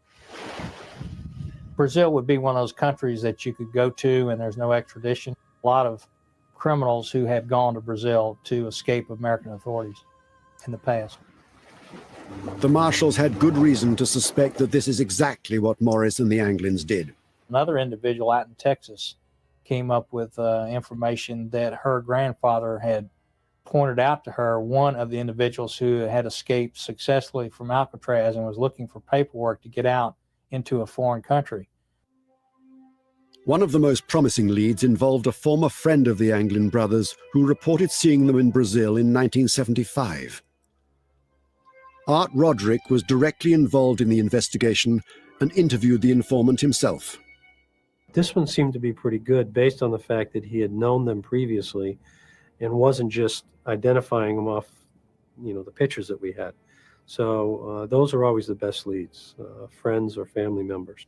There was a lead that was chased down in Brazil. We were told again by a tipster that they had in fact seen these individuals at a bar in Brazil. We pursued that to the point where a deputy did in fact go to Brazil and find this bar and did some interviews down there without any results. In 1989, a promising lead started one of the most peculiar escapades in the continuing manhunt. The informant was a woman the authorities called Kathy. There were anonymous tips called in, and one of those was forwarded to our office here in Tallahassee. It was with a description of where a house and a trailer located outside of Marianna, Florida, was located. That there were two people living there that was believed to be Anglin and possibly Frank Morris. Marianna is in northern Florida, near the Georgia and Alabama state lines. For several weeks, U.S. Marshal Mac McClendon drove around back roads hunting for the fugitives. That lead led us through half the county, and we did not find the place we were looking for. The individual who provided these anonymous tips had knowledge that most people would not know unless they were familiar with the case, familiar with the Anglin brothers. In spite of all the tip-offs and searching, they have never found the fugitives. Some cite a great deal of circumstantial evidence suggesting the fugitives survived. Over the years, the Anglin family has received numerous unexplained letters and postcards, especially at birthdays and holidays. And every Mother's Day until her death, John and Clarence's mother received flowers from an anonymous source. There have been other incidences, mysterious telephone calls that have persisted from 1962 all the way to this very day. And then there's the story of the funerals of the Anglin parents. These may just be rumors, but they're widely told and believed. In 1973, their mother died. We know that at the funeral for Rachel Anglin, the mother of the two Anglin brothers, we know the FBI was there attending this service, and we know that two tall women, unusual looking and very tall, showed up. They were in long dresses, heavy makeup, said not a word to anyone, and disappeared long before any of the FBI agents who were there at this same service could question them. If Frank Morris and the Anglin brothers were still alive today, what would they look like? The History Channel asked the National Center for Missing and Exploited Children to use its unique computerized age enhancement process to see how the famous fugitives might look today. Art Roderick, the U.S. Marshal's Chief of Investigative Operations, has hunted these men for many years and helped the engineer. The computer technician copies aged facial features and pastes them into the new profile to suggest how the men would appear now. So what you have is like a file in there with a bunch of noses, and you pick the one that's closest to the original mugshot of Frank Morris. Right. And then pull it up and then, okay. Morris was 35 years old at the time of the escape and would now be in his early 70s. It's startling to watch John Anglin age from his early 30s to his late 60s. Clarence Anglin's image goes through a similar transformation. This is what he might look like if he was still alive today. Hopefully, this will assist you guys in your efforts to try to locate these three escapees. Looks fantastic. It'll definitely generate some phone calls. After some 4 decades, there's still no consensus regarding the fate of these famous fugitives.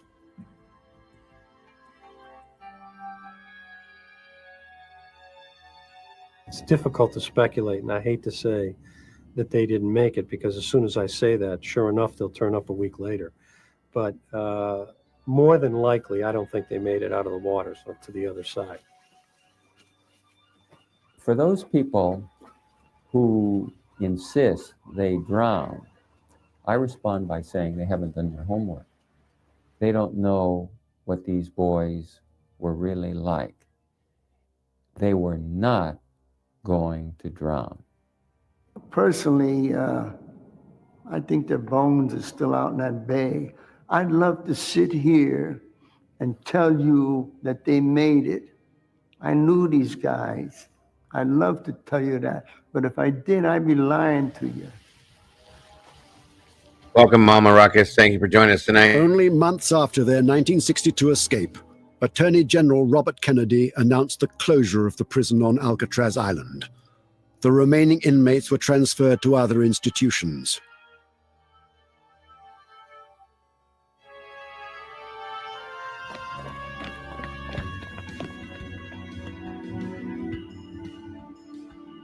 Now Alcatraz, the escape-proof prison, stands empty in San Francisco Bay and has become a tourist attraction.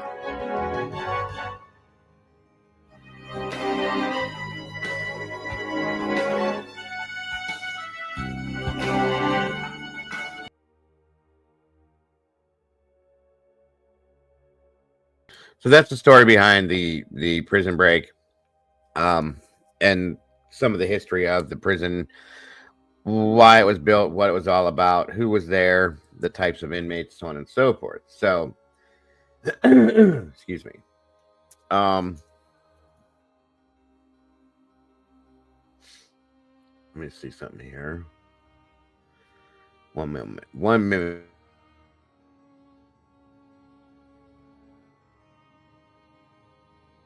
It was very interesting. Say again. It was very interesting. Yeah, it's anything about it's really cool. So. Oh yeah.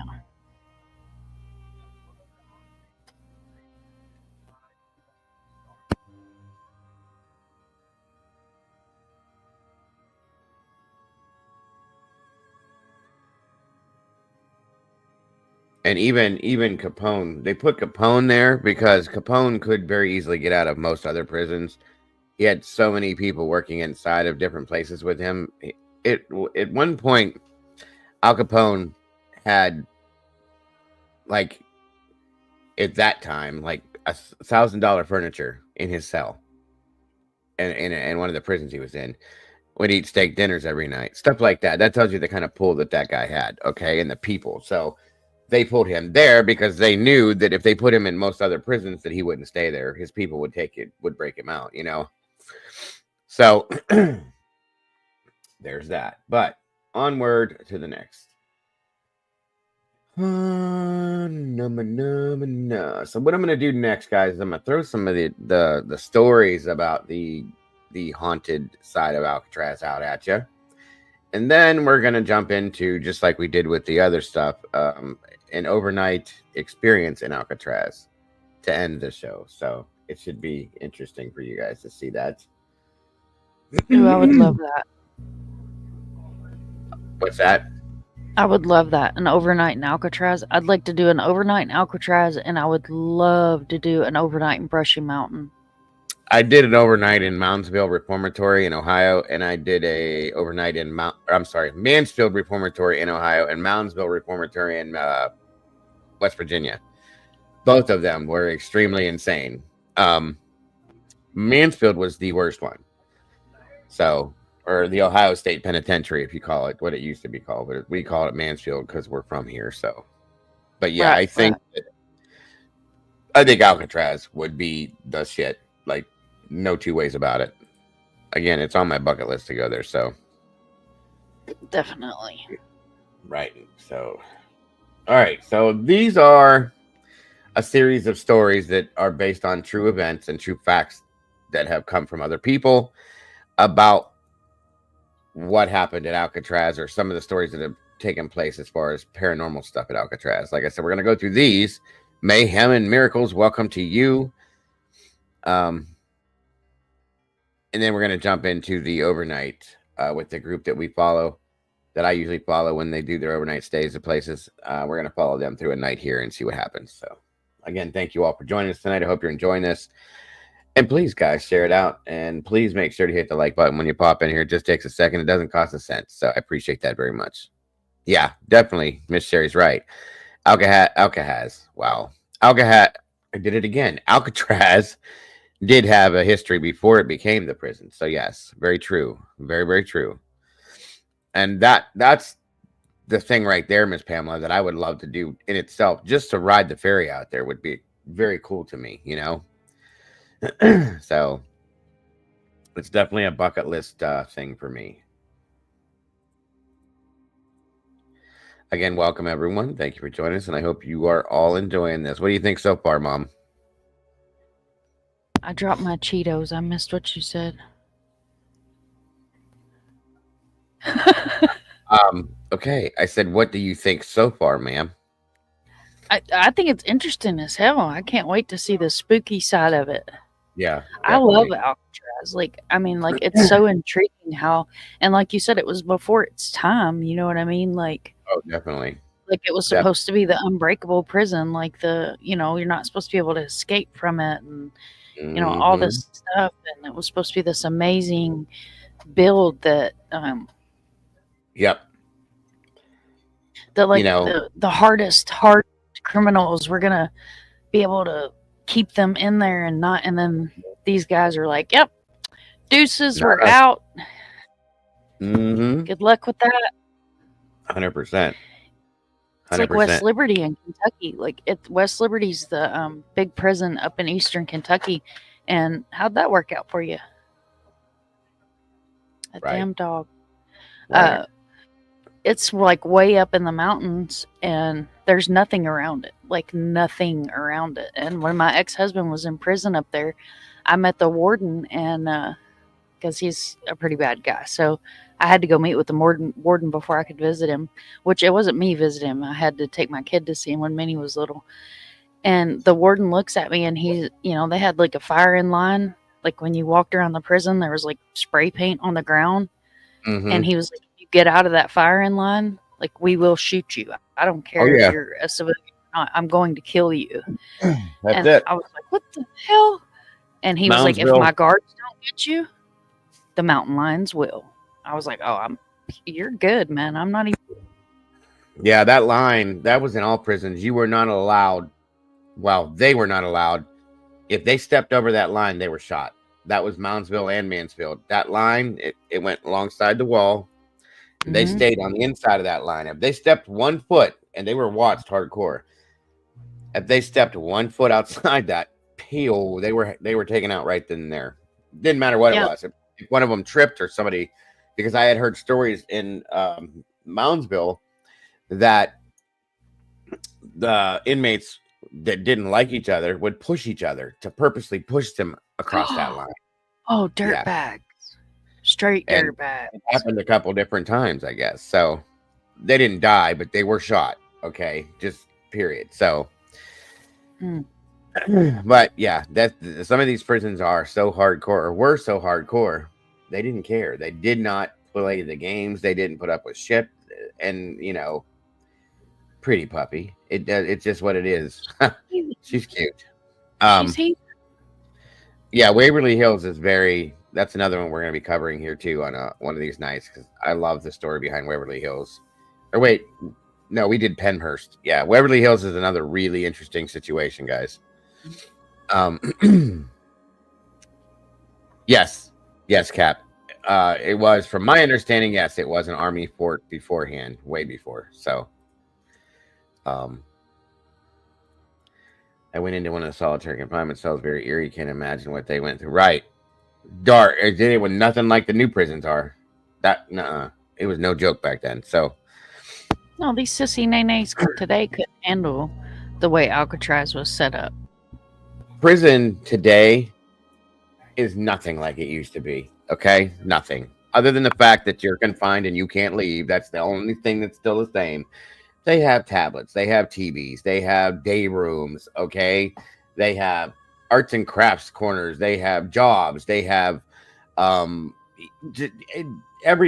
seen cells in certain prisons that look like a small apartment with furniture and TV entertainment stands and flowers and plants hanging. And it's like, what the hell? They got their corner set up for their kitchen and this and that. It's not prison. It's just, the only difference is like a dorm, basically. Like staying in a college dorm is what it seems to be in some of these senses. So, Welcome, Mr. Niles. Thank you for joining us tonight. It's great to see you tonight. So, Mama Ruckus said I was unsubscribed. See, I told you guys, a lot of people are having this problem. Thank you so much for resubscribing, Mama. Everyone in here, guys, please go check. If you're subscribed to this channel or Mom's channel or Arctic's channel or any other channels, while you're in that channel, or just go back and check the channel and make sure you still are, because a lot of people have been being unsubscribed.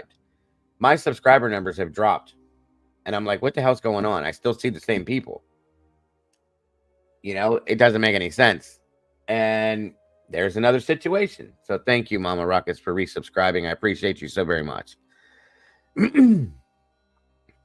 So double check that, folks. That's been a problem lately. YouTube's doing some weird things and they're causing some problems. So double check it. But no, yeah, prison now as compared to prison then, you know, they even have, from what I understand, like the prisoners have the menu that they get because of being there. They just get automatically fed whatever they feed them from the, you know, the cafeteria.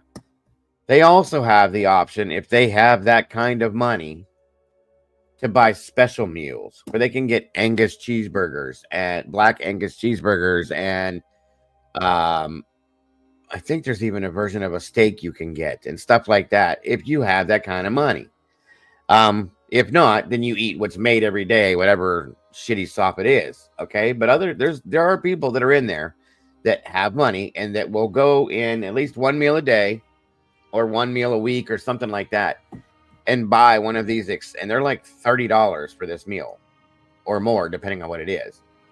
And it's just a one-person meal. It's like 35 bucks, you know, a cheeseburger, fries, and a milkshake or something like that you can get.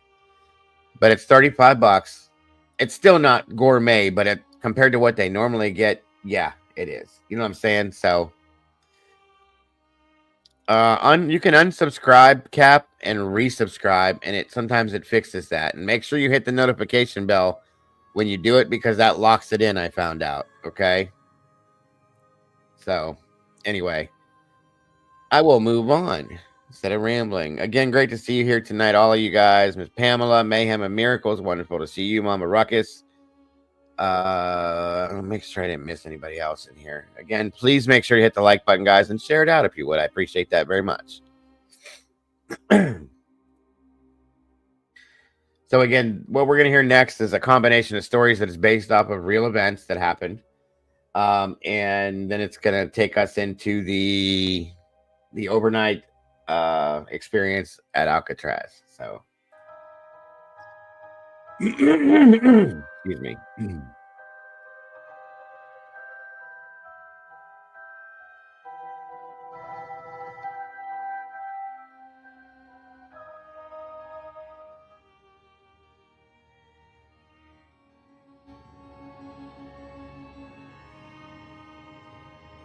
Alcatraz Island was a maximum security federal prison, officially known as Alcatraz Federal Penitentiary. Located in San Francisco Bay, it was originally a military prison. Then from 1934 to 1963, it was a federal penitentiary. Nicknamed The Rock, Alcatraz is said to be one of the most haunted places in the United States. Its most famous inmate was Al Capone, who served a total of Thank you, Cynthia. there. Some other notable prisoners included Doc Barker of the Ma Barker gang, George Machine Gun Kelly, Robert Stroud, known as the Birdman of Alcatraz, Alvin Karpus, known as Creepy, was also part of the Barker gang, Whitey Bulger, Los Angeles mob boss. That gentleman, Mr. Karpus, that they just showed, is the one that spent the most time there of all people. 26 years, folks, he spent there. 26, which is odd for this place to have anybody spend that much time there. But that is the longest, the inmate that spent the longest period of time in that prison. So that's this gentleman here, right there. He was said to be pretty rough and tumble, folks, and kind of a crazy person too. So, just saying. On we go. Whitey Bulger. Thank you, Los Cynthia. Angeles mob boss Mickey Cohen. And Floyd Hamilton, a member of the Bonnie and Clyde gang and former public enemy #1. During the 29 years that Alcatraz was in operation, there was a total of 14 escape attempts made. A total of 36 men. Of these, 23 were caught. 6 were shot dead by guards. 2 confirmed to have drowned, and 5 others presumed to have drowned. D Block, which was better known as the Hole, was the area of solitary confinement. A prisoner was confined to a cold, completely dark cell.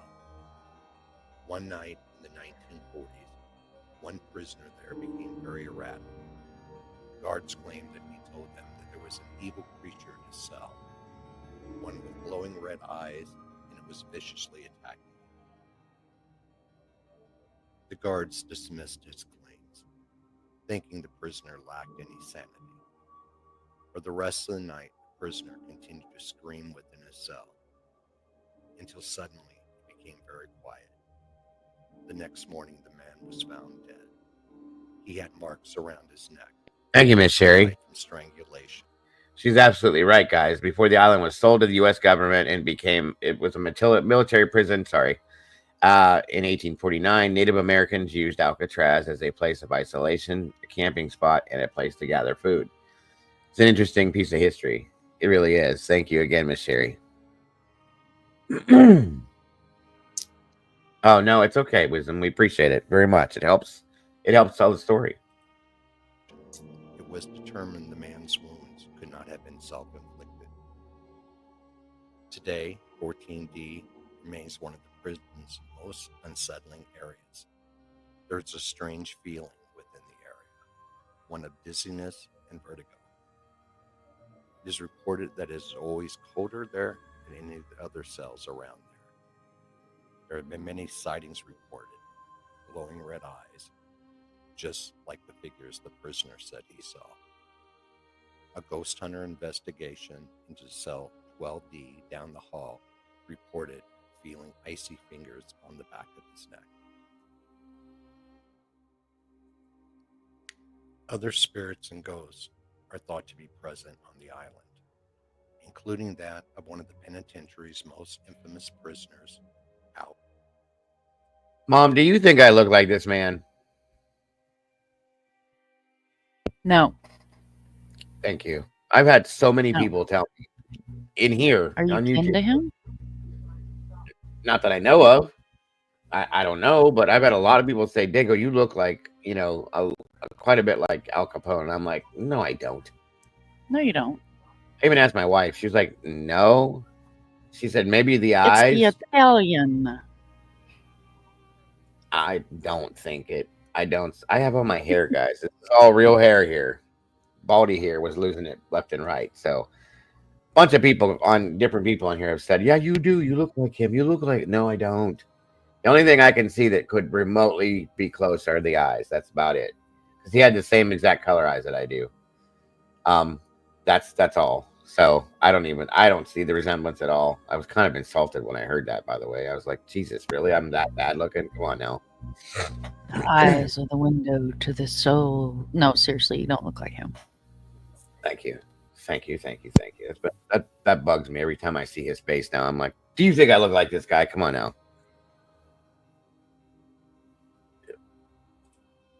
Al Capone, one of America's most famous mobsters.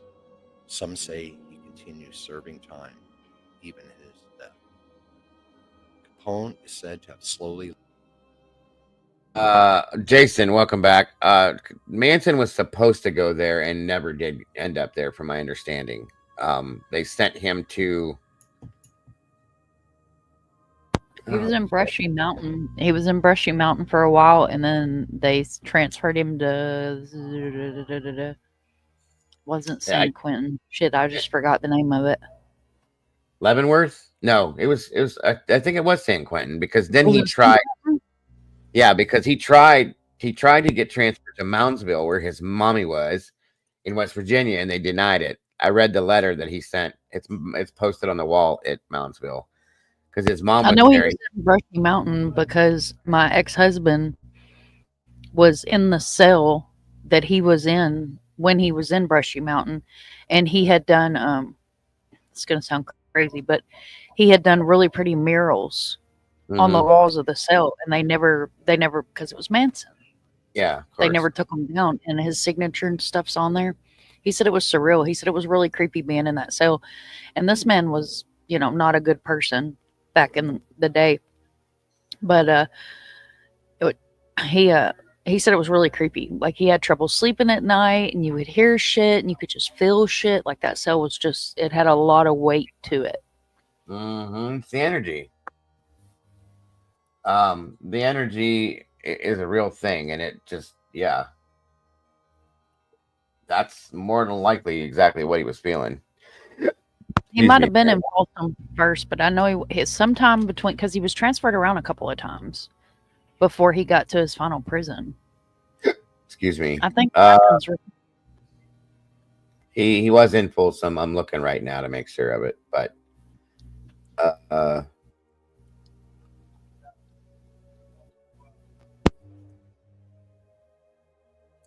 I'll look at it here as this is playing. Sorry, guys. He lost his sanity while a prisoner in Alcatraz, his brain slowly being degraded with syphilis.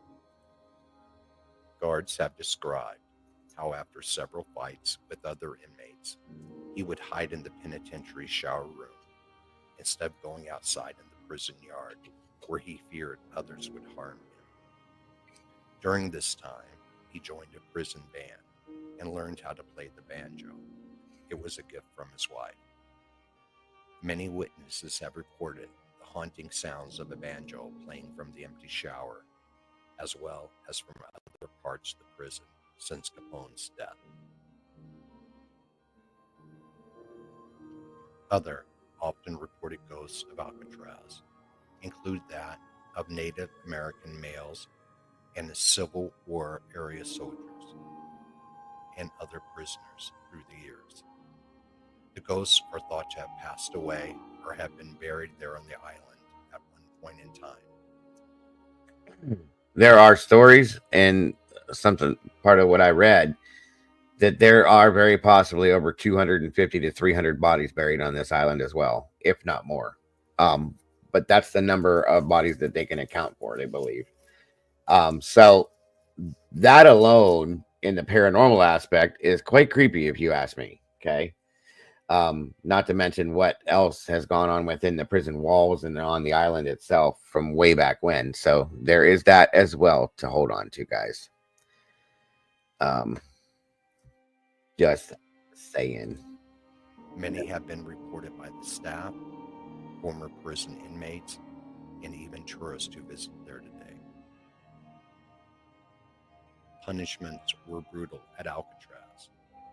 Underneath the A block, there was an area known as the dungeon, a catacomb basement area left from the days when Alcatraz was a military fort and were used as punishment for those who deserved worse than the whole. Prisoners were stripped naked, chained to the wall in a standing position. They were given very little food. Screams from the inmates who were sent there to spend their time couldn't be heard in the rest of the prison. Witnesses say they can be heard today. Workers there also claim to have heard horrible screams coming from the dungeon, but found no one there. The TV show Ghost Hunters, while filming an episode, heard noises in that area and received an audible no when they asked if the noise could be made again. Many reports of strange occurrences believed to be paranormal exist. Many prisoners would report the whimpering noises and anomalies during their sentence. The same claims have continued to be reported to this day. The sounds of crying, screams, doors slamming, gunshots, chains, and strange footsteps are also frequently heard. But no source for these sounds can be found. Also, reports of sudden temperature drops, unusual smells, and shadowy figures and ghostly apparitions have also been reported to this day.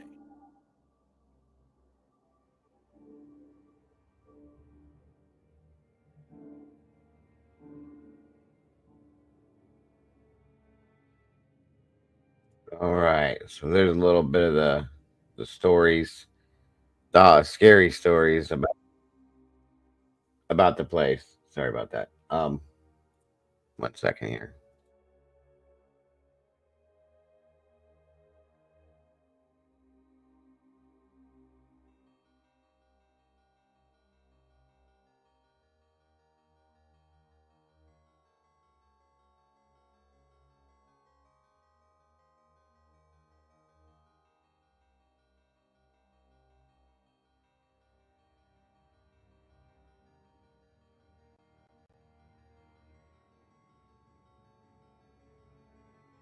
All right, guys, let me set this up for you.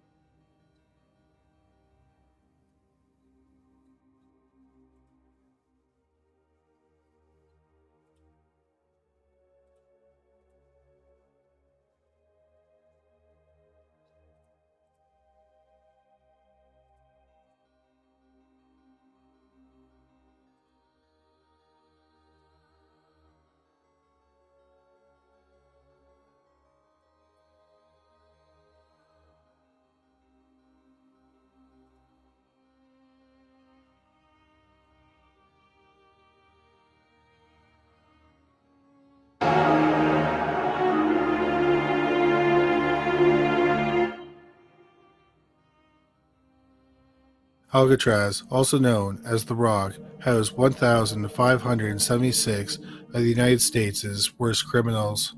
Even after they closed the doors in 1963, it still has a few unexplained guests that have stuck around. This is 3 Ghosts of Alcatraz. Before today's video, don't forget to subscribe so you don't miss out on the latest videos. If you want to see a case or topic covered by Paranormally Listed, then go to criminallisted.com and fill out the questionnaire under the Suggest a Case tab. Number 3. Officer C. Royal Klein and Thomas Limerick. On May 23, 1938, Officer Royal Klein was assigned to patrol the prison's woodworking factory. The factory was in the Mall Industries building on the island's northwest side. While on patrol, 3 inmates attacked him and beat him in the head with a hammer and scraps of metal. The inmates were 36-year-old Thomas Limerick, 22-year-old Rufus Franklin, and 26-year-old Jimmy Lucas. Limerick turned to crime after his father died at the age of 15 and his family became extremely poor. In May 1935, he was sentenced to life in prison for bank robbery and kidnapping. Lucas was serving 30 years for bank robbery and vehicle theft across state lines. He entered Alcatraz in January 1935. He would become known for attempting to kill the infamous Al Capone in the prison showers with scissors on June 23, 1936. Lucas slashed Capone, and Capone punched him in the face before guards broke up their brawl. Capone wasn't badly hurt, and Lucas was sent to confinement. Lucas said he attacked Capone because Capone threatened to kill him. Franklin had a 30-year sentence for vehicle theft across state lines, assault, and bank robbery. He had spent most of his life in prison. At Alcatraz, he spent most of his time in solitary confinement. While working in the Mall Industries building, the 3 inmates made an escape plan. They realized that they could access the roof from the woodworking shop. They attempted their escape on May 23, 1938. First, they attacked Officer Klein, who fell unconscious from the blows.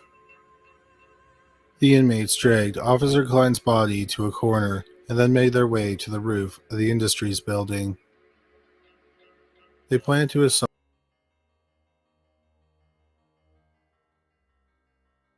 He'll be back.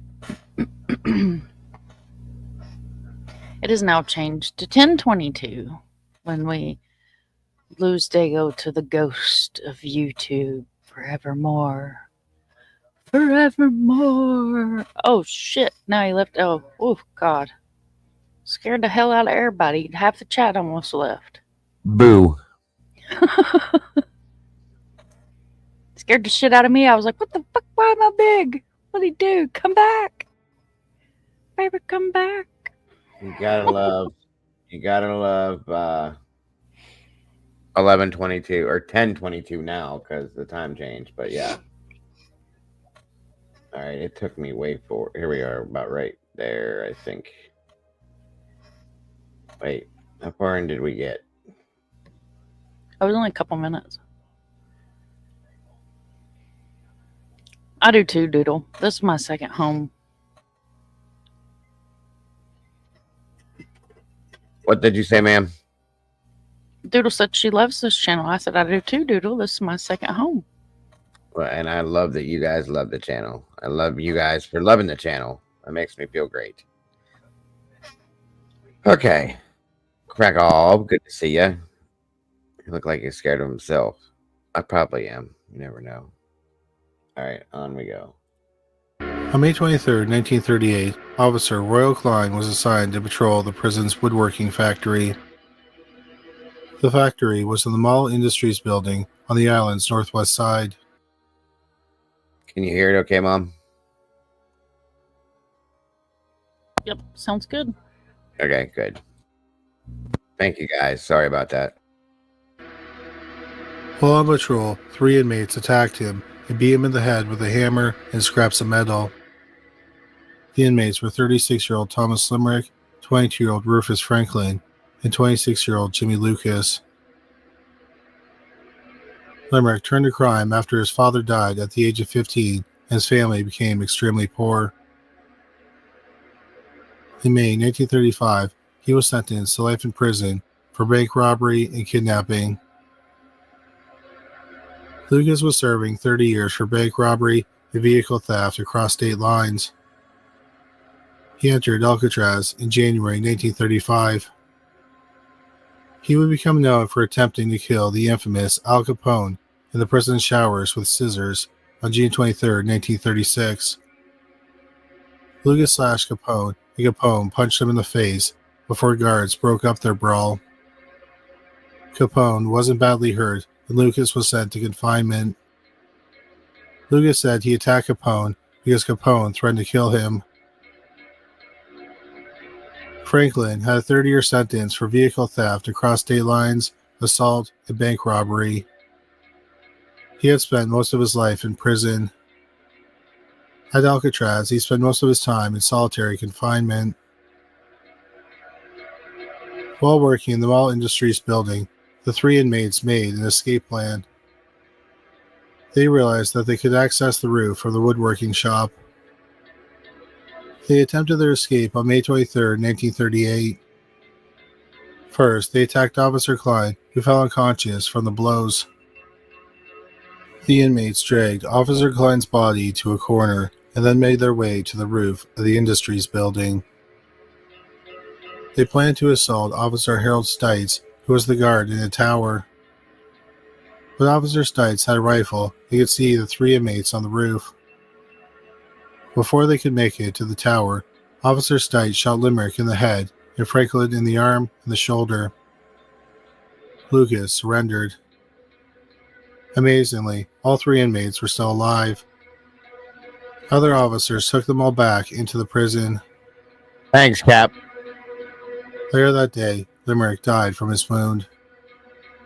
Officer Klein was brought to the hospital, but he never regained consciousness. Sadly, he died the next day in the hospital from head injuries. The 40-year-old father of 4 was the first officer killed at Alcatraz. Several tourists and guards have seen the ghost of a guard making the rounds of the building with a billy club. He looks in the direction of living tourists and guards with a suspicious look, as if they're inmates. When people approach the ghostly figure, he shakes his head and disappears.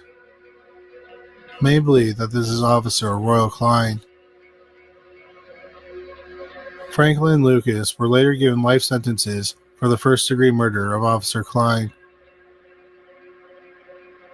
Limerick, the prisoner who died in the attempted escape, replays the escape in his afterlife. Guards working in the tower overlooking the roof have seen a prisoner on the roof walk towards the tower, but then the inmate disappears in front of them. People believe that they are seeing Limerick's ghost, who is still hoping to escape to freedom. Number 2. Battle of Alcatraz Ghost. One of the most legendary escape attempts at Alcatraz was also the bloodiest and most violent. By the end, 3 inmates and 2 correctional officers were dead, and 14 guards and 1 inmate were injured. The inmates who were killed were Bernard Paul Coy, Joseph Paul Kretzer, and Marvin Franklin Hubbard. And even in death, it seems they still can't escape Alcatraz. Thank you, Doodlebug. And thank you to anybody that chooses to support the channel via donations to these Cash App, PayPal, or the Venmo. Guys, we never ever expect it, but if you're enjoying the content and or you just want to support the channel in that way, it is so very much appreciated. Again, never expected, but we appreciate it. It keeps us running, coming out every day. So thank you to anybody that does choose to do that. God bless. We appreciate it. 46-year-old Coy was from Louisville, Kentucky. During the Great Depression, he couldn't find work. In 1923, he was fined $250 for violating liquor laws. He was charged with assault and battery. He couldn't afford the fine, and he went to jail for larceny. On March 25, 1937, he walked into the National Bank at New Haven, Kentucky, with a sawed-off shotgun. With 2 other men, they walked away with $2,000. They hid in a cave near a river. 3 days later, farmers in the area saw smoke from their campfire, and they called the police. On June 3, 1937, Coy was sentenced to 25 years in a federal prison in Atlanta, Georgia. Coy was a violent inmate, and because of that, he was sent to Alcatraz on July 31, 1937. At Alcatraz, he was violent, and he tried to escape, which earned him time in solitary confinement. 35-year-old Kretzer was from Anaconda, Montana. He was in and out of reformatory schools for theft during his teenage years. In his mid-20s, he ran brothels. In 1938, a woman told the police she was unwillingly sold as a prostitute and beaten severely by Kretzer. For unknown reasons, he wasn't arrested. Instead, he went on to rob at least 8 banks. Kretzer made his way to number 4 on the FBI's most wanted list. He drifted around the U.S., but finally got caught in August 1939. Kretzer was sentenced to 25 years for 3 bank robberies in Seattle. He was sent to federal prison in Washington, where he attempted an escape. On August 22, 1940, Kretzer attacked and killed a U.S. Marshal while in court custody for his attempted prison escape. He was charged with first-degree murder, and he was sentenced to life in prison. 29-year-old Kretzer was sent to Alcatraz on August 27, 1940. Less than a year later, he attempted to escape the prison. He was caught, and he was sent to solitary confinement. 30-year-old Marvin Franklin Hubbard was from Alabama. By the time he was a teenager, Hubbard was committing violent robberies. In 1942, he was arrested for robbing a liquor store at gunpoint. He was sent to a jail in Alabama.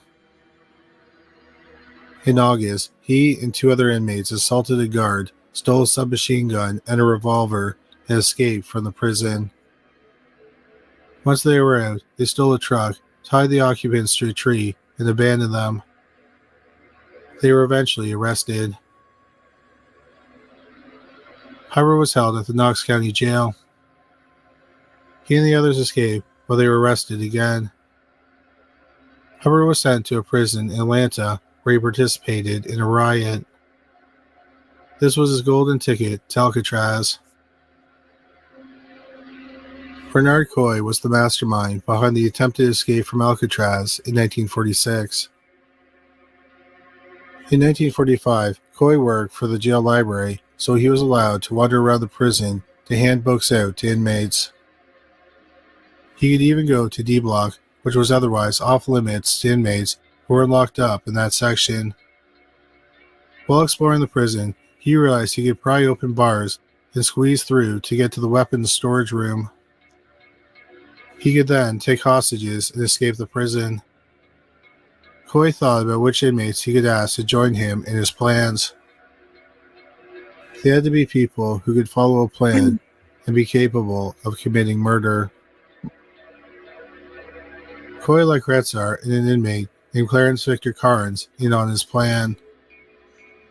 Carnes was at Alcatraz for murder and kidnapping. Over a couple of months, Coy lost more than 20 pounds so he could more easily fit through the bars to escape. He got a makeshift bar spreader with the help of another inmate in the machine shop. Coy often interacted with the guards and earned their trust so that he was able to make library rounds in the prison with little supervision. He also studied their habits and quirks. At around 1:30 p.m. on May 2nd, 1946, Hubbard was cleaning the kitchen. At the same time, Coy was polishing the dining room floors. As he was polishing, he moved closer and closer to Correctional Officer Miller. Hubbard walked past, and at that moment, Coy grabbed Miller's arms and held him down while Hubbard beat Miller into unconsciousness. Coy grabbed the guard's keys and locked the guard in cell 404. Then Coy ran to release Kretzar, Carnes, and another inmate.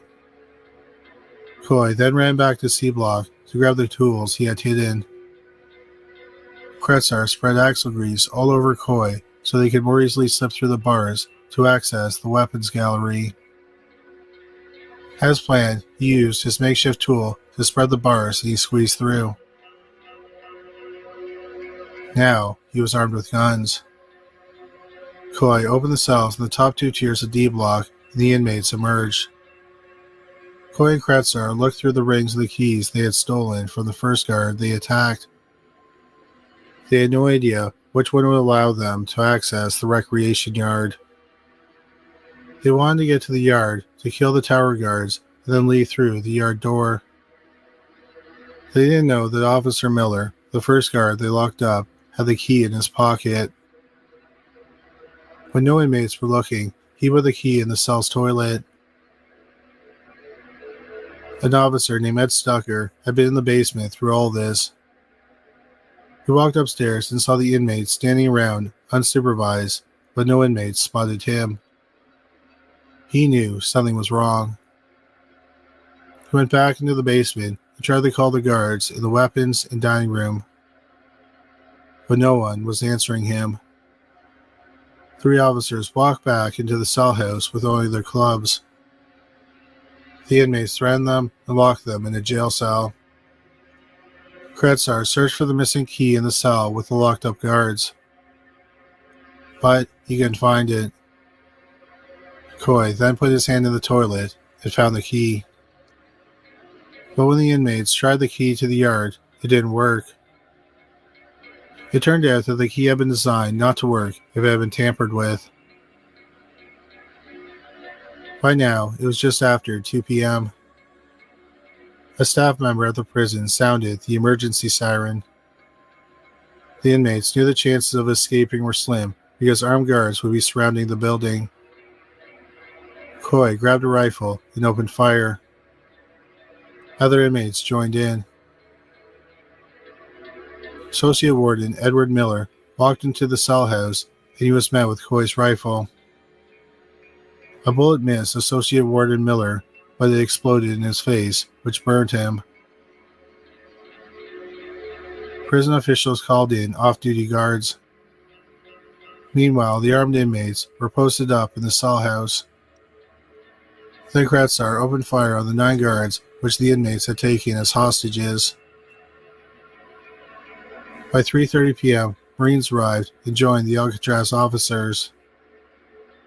The officers and Marines entered the main cell house, and a gun battle ensued. For hours, gunfire was traded back and forth. Early the next morning, a rescue team drilled holes in the prison ceiling and dropped grenades down on strings. By 11 a.m., bazookas were brought to the island. 2 days later, on May 4th, at 8:40 a.m., officers entered C Block Utility Corridor. It was completely quiet. They came across the dead bodies of Coy, Hubbard, and Kretzer. Coy was wearing an officer's uniform. They had all died of wounds to the head. Officer William Miller and Officer Harold Stites had died during the fight. This is the same Officer Stites from our first story who shot and killed inmate Thomas Limerick as he tried to escape from the roof. 14 guards and 1 inmate were injured. Today, visitors to Alcatraz can still see grenade damage and bullet marks on the walls and floors. And the ghosts of 3 inmates who died still haunt the prison's halls. Their spirits are seen in the utility corridor where they died. People hear clanging noises, gunshots, footsteps, and see shadow figures. One time, a night watchman walked through the corridor and heard cries and moans. A reporter stayed the night in the utility corridor, and he said he suddenly felt really angry, and he had the urge to shoot someone. Number 1. Rufus McCain and the Red-Eyed Demon. In the media, Alcatraz was nicknamed Devil's Island because of reports of inmates being treated harshly. When Alcatraz opened, inmates were barely allowed to talk, and some said that the lack of social interaction was one of the hardest parts of being locked up. It was even worse for prisoners sent to the dungeon. The dungeon was a nickname for 8 solitary confinement cells in the basement during the 1930s. They were located below A and D blocks in the prison. These cells were reserved for serious discipline. Some inmates said that they were thrown into these basement cells and had to sleep on cement floors without bedding or a pillow. There was no running water or a toilet, and prisoners had to use a bucket as their bathroom. There were no lights in the cells, so inmates were in the dark, damp basement with poor ventilation. They were also barely given any food and mostly lived on bread and water. Inmates could be confined to these cells for several days. One inmate who spent time in the dungeon was Henry Young. Henry Young was born in 1911 into a low-income family in Kansas City, Missouri. Young left home at 19 and became a carnival worker. In 1932, he robbed a fellow drifter who left him gagged and tied up in a train boxcar in Montana. The victim was found freezing, but still alive. Young was arrested and sentenced to 15 months in prison in Montana. After he was released, he got away with several kidnappings and robberies around Washington state.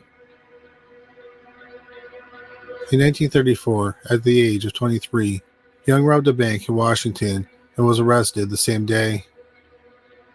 He was sentenced to 20 years in prison on McNeil Island in Washington. Young beat up and sexually assaulted other inmates. The warden of McNeil Island Prison said that Young was the worst and most dangerous criminal he's ever dealt with.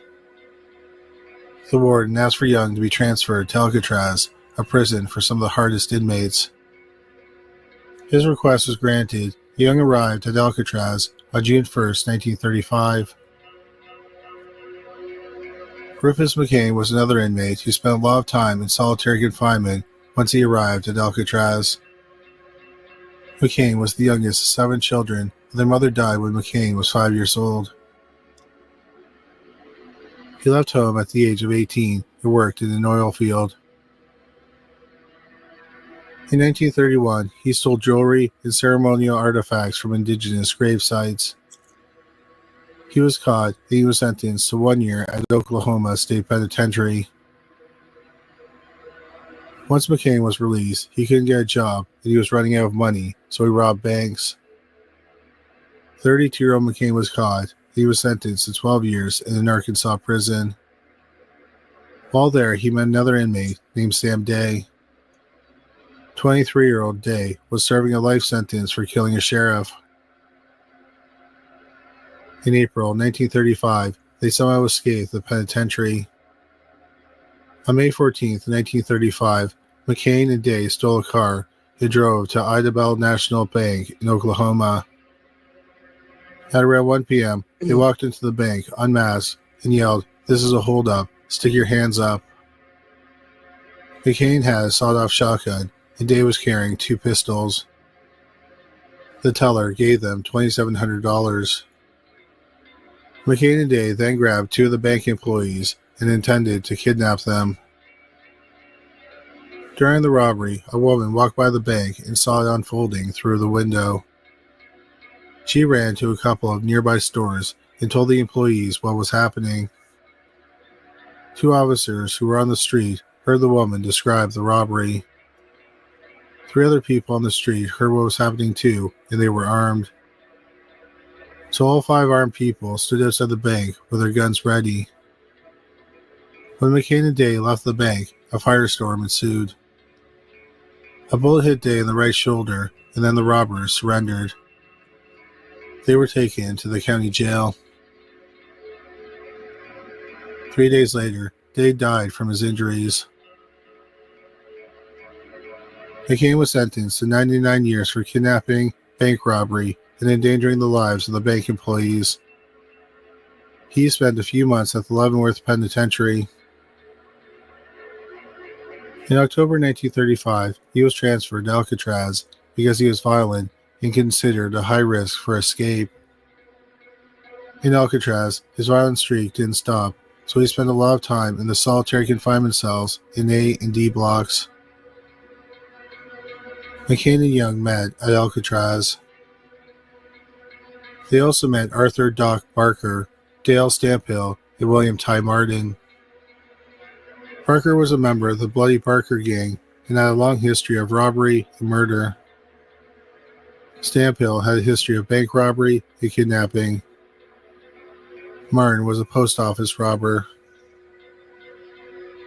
One day, Barker told Stamphill that he needed to escape from Alcatraz. So Stamphill made saw blades out of copper. Somehow, Martin, McCain, and Young got in on this escape plan. Over many days, they all saw the bars of their cells in D block.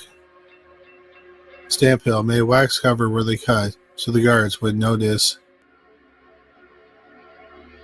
In the early hours of January 13th, 1939, all of them cut through the bars fully. Then they pried open the bars of a window in D block and made their way to the shore.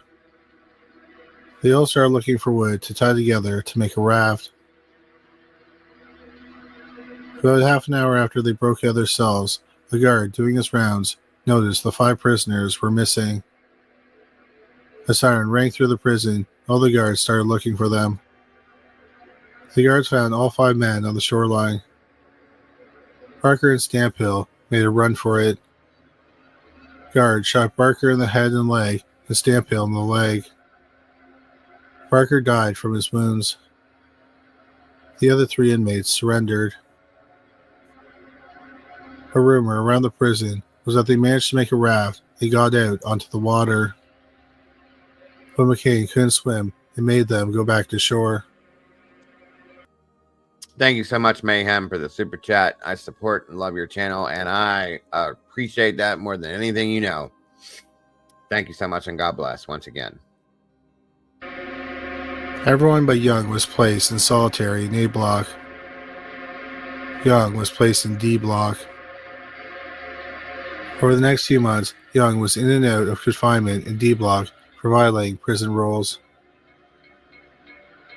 In December 1940, Young was put into a cell with the general prisoner population. He had a job as a janitor in the furniture shop in the Mall Industries building on the northwest side of the island. Also in that building was the tailor shop. On December 3, 1940, McCain went into the prison's tailor shop at around 10 a.m. Young was in the tailor shop. Young was armed with a shiv and he stabbed McCain in the abdomen.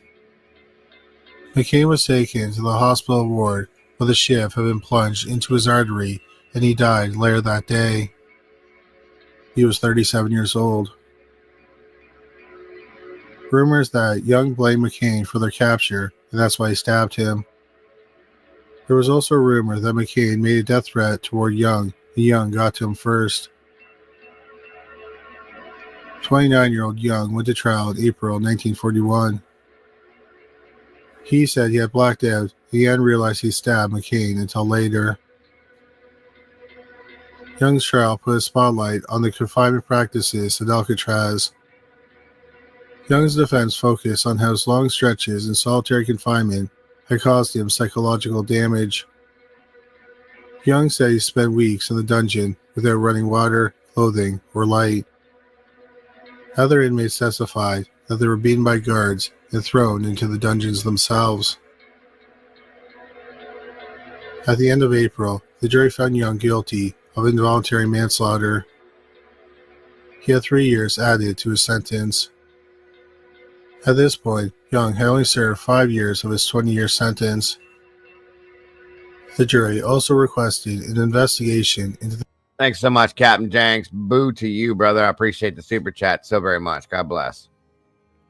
The confinement practices at Alcatraz. The director of the Federal Bureau of Prisons wrote a report saying prisoners had misled the jury about the confinement conditions of the prison.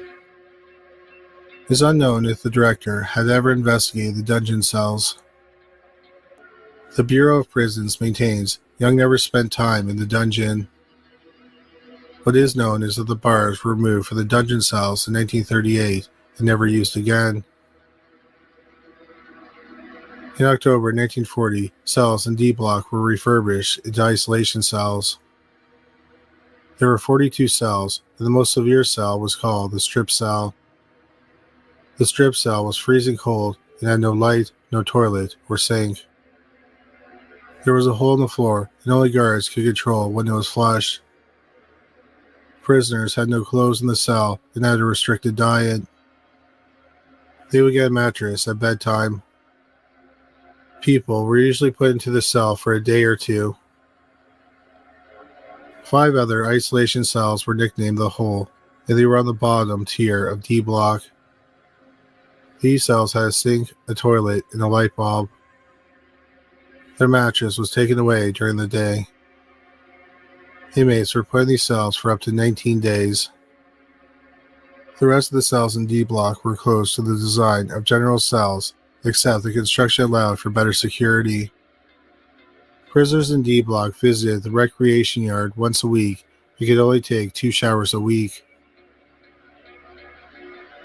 In the years following Young's trial, he spent much more time in solitary confinement in D Block. He started to act strangely. He stopped talking to the guards. In his cell, he would roll up his mattress and put it at the back of his cell and sit on it with his head in his arms. He would be in a catatonic state for days and refused to eat. Young was sent to a medical facility but never received a diagnosis. He was paroled in 1972. He then disappeared and was never seen again. Even though Young was never seen again, McCain's ghost has been seen several times. People have seen his spirit running through the Mall Industries building. Then suddenly, the ghost stops, clutches his stomach before falling to the floor, and disappears. Sometimes people actually see blood coming out of his stomach. McCain is also said to haunt cell 14D, one of the solitary confinement cells in D block that has no comforts. McCain allegedly spent time in this cell. Now it's said to be one of the most haunted areas in the prison. Some believe that McCain's spirit is seeking revenge for his death. But if it is McCain, the scariest part about him in the afterlife is his glowing red eyes. Others believe it might not be McCain, but a red-eyed demon. Regardless, this entity terrified other inmates and guards when the prison was active. A few years after McCain's death, another inmate was thrown into cell 14D. He screamed that another inmate was in the cell with him and had glowing red eyes. The guards thought that he was making up stories to get out of isolation, so they ignored him. The man in 14D finally became quiet, and the guards forgot about him for the night. The next morning, the guards opened the cell door and found him dead. He had scratches on his body, strangulation marks on his neck, and a terrified expression on his face. The coroner confirmed that the death was from strangulation, but not a suicide. Oddly, a day after the inmate was found dead in cell 14D, the guards counted the same number of inmates during the head count. Then they realized that they were staring at the prisoner who had died the day before in 14D. They all watched as his spirit just faded away. In the 1950s, inmates were eating dinner together in the dining area. One of the convicts became angry and threw his food tray at another prisoner. A guard brought the man to D block. The guard was particularly grumpy and beat out the prisoner before throwing him into isolation. Later that night, the guard was doing his rounds of D block and saw that the prisoner was standing in the hallway. The guard yelled for the inmate to stand still and keep his hands within view. The inmate just stared at the guard, and he approached. Then the guard saw that the man's eyes were glowing red. The inmate with the red eyes just stood there. The guard was 10 feet away before he realized it wasn't the inmate he had thrown into solitary confinement earlier. The guard didn't recognize the inmate or thing standing in front of him. The creepy man grinned a menacing smile before he turned around and walked around the corner. The guard ran to chase the thing around the corner, but something hit him from behind and made him fall to the ground. At the same time, the guard heard laughter. He turned around, and no one was behind him. He had no idea what shoved him to the ground or who was laughing. There were no intruders found in the prison. Every cell was locked up as they should be. In 1973, Bob Davis was 13 years old and visiting Alcatraz with his family. He volunteered to be locked in cell 14D. The tour guide put him in the cell and locked the door. Bob was in complete darkness. He heard the tour guide ask if he was all right from the other side of the door, and Bob said he was fine. Then he felt someone grab his shoulder and say in his ear, "You're mine." Bob yelled to be let out as he pounded his fist on the door. At the time, he didn't believe in ghosts, but the experience later inspired him to start a research group called Planet Paranormal. The same thing happened to a man named Don Staggs a decade after Bob's experience when he was touring the prison. Someone or something closed the door of a cell on him, and he was trapped inside the dark cell. He instantly felt a hand on his shoulder and heard someone whisper in his ear, "You're mine." Oh. He could even feel breath on his skin. Staggs wasn't scared at all and actually laughed. Then he heard a growl and the spirit disappeared. Staggs was then able to open the door and get out. In the 1980s, a tourist entered cell 14D and the door shut on its own locking her inside. She couldn't get the door open, so she yelled for help. She felt something groping her, but she couldn't see anyone in the cell. Then, she was finally able to open the door. Today, people report terrible smells, bad feelings, and extreme coldness in D Block. D Block is considered one of the most haunted areas of the prison.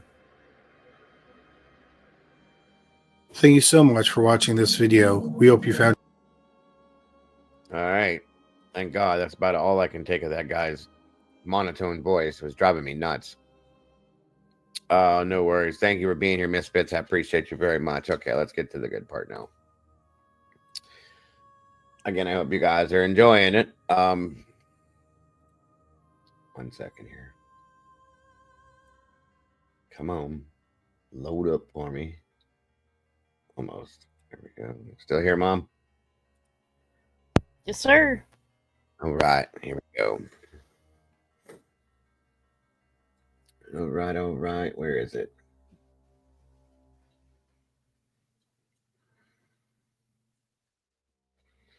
I think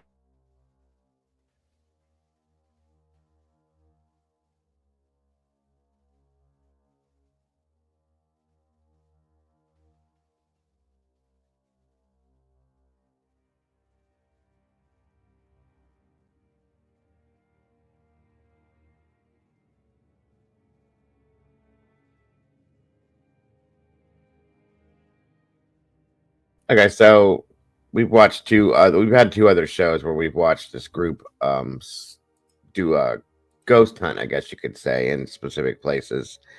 Well, they're back and they're in Alcatraz this time. It was quite interesting to say the least when I watched it, so I thought you guys would enjoy it. And this we'll be done with the night after this, so pretty interesting to say the least.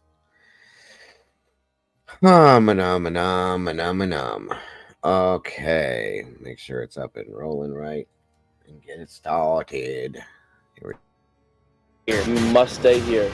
I'm not even kidding. That was one of the best Essie's Method sessions ever. Huge announcement. Hold on. I loaded the wrong link. Sorry. Hold on a minute. Damn it. I have so many of these.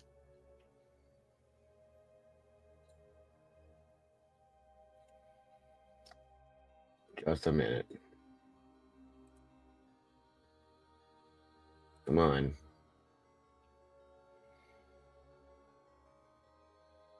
There we go.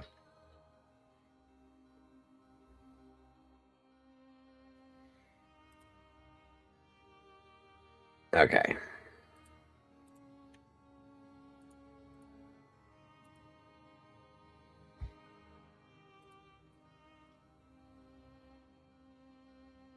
On every tool we have, we're gonna do the best investigation we can. Dude, did you see that? Yeah. What is that? Must kill him.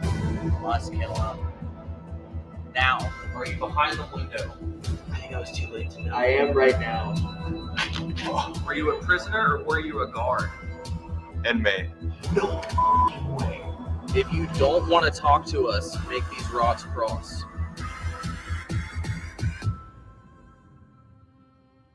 Well, hello everyone.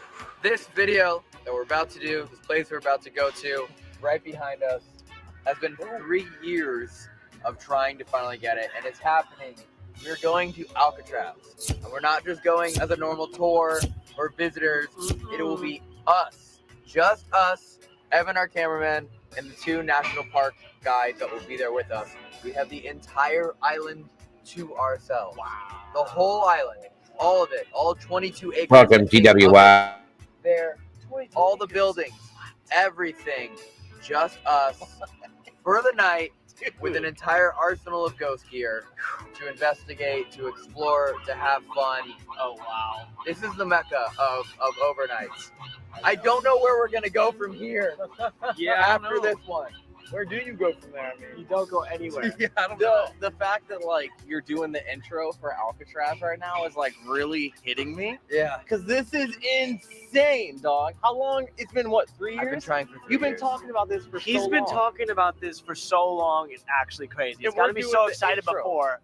This is also on the real 1,000 items on the actual list. This is on that list. This is really it. Staying the night at Alcatraz. I never thought it'd be possible. Wow. And as far as I know, no YouTube channel has ever gotten the island to themselves before. No. It's only been major networks. So we'll be the first ones to ever do this. So we're going down in history. And everyone afterwards is a copier. That's right.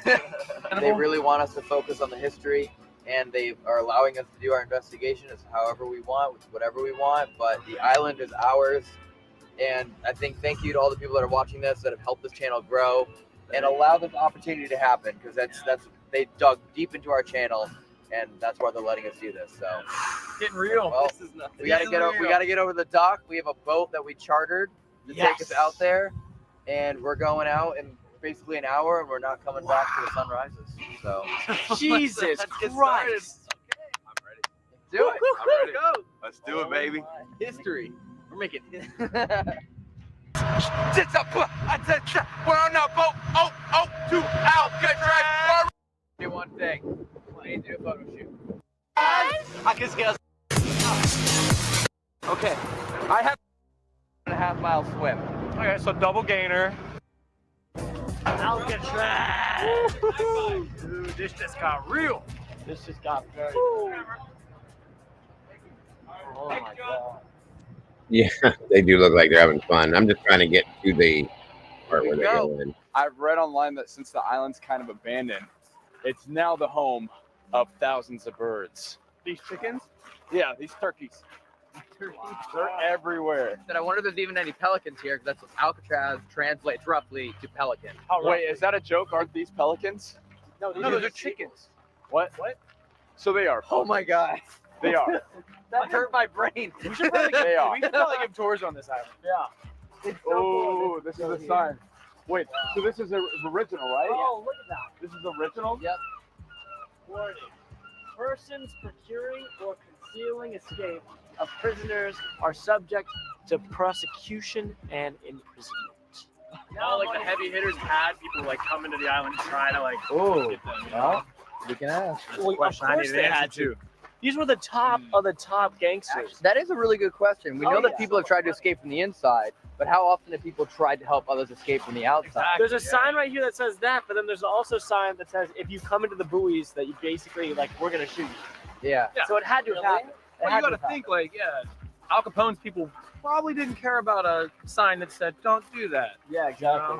Yeah, but if you're like seeking your freedom, Yeah. that probably doesn't look that. Okay, yeah. Like that's like kind of that uncomfortable distance. Well, it's either like life on this island Yeah. in the worst cells ever, or you just give it a shot to try to make it to that beautiful city. Let's try and get the Ghirardelli. So I've always heard that the current was like the number one reason the swim was impossible. Yes, TWI, I the always same didn't group really believe from this, last but, like, week. this water is insane. It's moving in like every direction. I feel like it would be super hard. Look at this right here, especially all Like, this yeah, is they're- bunching up.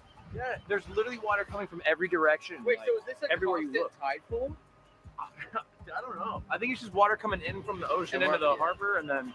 And we're only looking at the top side, so the current's below, or what'll really get you. Probably That's doing this. insane. Look at that. Absolutely. It is probably the most beautiful shot of this because we have this, we have the Golden Gate Bridge in back, and we're at the point where you could try to swim as far as you can and maybe get to shore. Is that what we're saying? Yeah, directly across the Ghirardellis, yeah. The Al Capone is just trying to get a chocolate sundae. I know. Or a bread bowl. Or a bread bowl from Boudin's, yeah, either way. I mean, I'd swim for a bread I'd bowl. swim for it, yeah. If it were me, I'd just stay here, do my time, and I'd try to become the top dog. I'd learn all the card games, try to finesse as many ramen noodle packets as I can, Learn the and banjo. just try to learn the banjo and just try to be the top of the top. You think you'd be top over Al Capone? Yeah, All right. Al Capone. I've done way more gangster stuff than him. Where have you? Well, hold on. Technically, Al Capone was caught for tax evasion. So that means technically he never did anything worse than tax evasion. He was probably a really good guy. Wait a second. I'm just saying. He filed his taxes wrong one year. He didn't do anything. I'm just saying the rest is speculation. There's no. He went to jail for tax evasion. So yeah. Technically, all you got to do is assault Corbin right now, and you'll be more badass than Al Capone. Yeah, the famous. I don't know. I don't quite know about that one. Yeah, the famous Elton's phone. Yeah, only tax evasion. Huh? You're telling me Elton's phone only went to prison for tax evasion? Al Capone. Elton's phone. That's what I said. Al Al God. Capone. I see the mistake. Yeah. What did I say? I truly think we would be the worst history channel on YouTube ever made. No. All we do is just go, so we think this happened, but we're not sure, but probably, but maybe, and then we argue. That is literally every show on actual History Channel right now. No, that's every news station. Yeah, maybe it's not all true, but it's entertaining. We're just being non-biased. We're just not. We're being uneducated. There's a difference. Oh yeah. On there, don't you? Wow. For the record, there is no one else here besides the two National Park guys with us. There's no one else. It's just us. Wow. And a ton of seagulls. Wow. So this is the very first lighthouse on the west side of the United States. This right is perfect for spike ball. Oh, why didn't we bring that? Because we're at Alcatraz. Okay, never mind. You never wanted to play. That wasn't on the list. Play spike ball at Alcatraz. Yeah, no, that did not make the list. Spike ball at Alcatraz, not clickbait. If you're a prisoner here, though, you have a pretty awesome view of everything. I don't think they get balcony privileges. Well, you know, at Alcatraz. Really? What about playing basketball? Yeah, when you see the rec yard, you'll see. Dude, I swear to you, Al Capone was probably like. I feel like I've been here. Because they know. They have a spirit box. Dude, okay. This is sick. Yeah. This is seriously so cool. Yeah. We're on an island right now. Yeah. On an abandoned military We're on the rock. prison. Yeah. We're on literally the rock. We're on the rock. We are on Dwayne Johnson right now. We're on Dwayne Johnson. Watch him just explode out of the harbor. He's like, can you smell what the rock is going? He's wearing the Tooth Fairy costume. Hey, maybe if we get close to the pigeons. Oh, wait, no. So, this might be the most beautiful thing I've ever seen of the Golden Gate Bridge. I mean, this is the most beautiful view. Yeah. Wow. This is so rad. It's insane. Normally when we do like these overnights, we like show up and it's just really spooky and run down and crazy. And this one we're like, oh, this is delightful. We brought Oreos. It's actually really nice. Yeah. We brought snacks and water. And like, this is just so rad. Yeah, it's just crazy knowing like that we're standing where all those prisoners stayed. Yeah. And the history well beyond it. Yeah. Military seriously. prisoners and the Native Americans that were here and just so much more. Like Even without the gangsters, it's still crazy. Yeah. This history. That'd be so frustrating. You just see like, oh, everyone's living their normal lives right there, but you're stuck on this rock. Yeah. Like, that's crazy. And it was clarified to us that there were basically only 2 times a day that you could actually swim across this. If it's not those precise 2 times a day, even like an Olympic swimmer could make it. Yeah. Wow. So even if you made it out this far and you hit the water, you had to have that precise time, which there's no way you're gonna know. Yeah.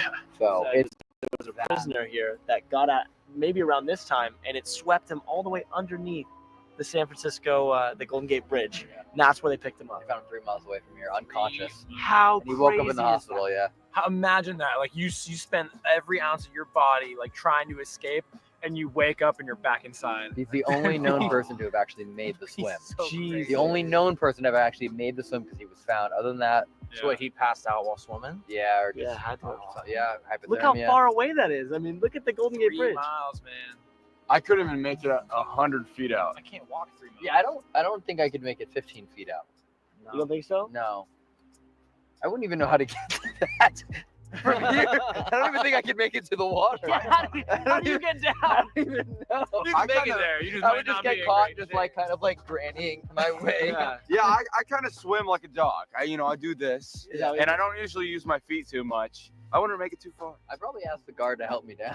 I feel like they would catch Elton like stuck like this, just trying to get over the little wall to like almost get going. They'd be, hey, dude, come on, come on, it's not happening. You could do it Brandon style. You could just jump. Yeah, You can just jump off. I've already been eyeballing so many spots. I would just jump in and saves you a little bit of energy. Yeah, yeah.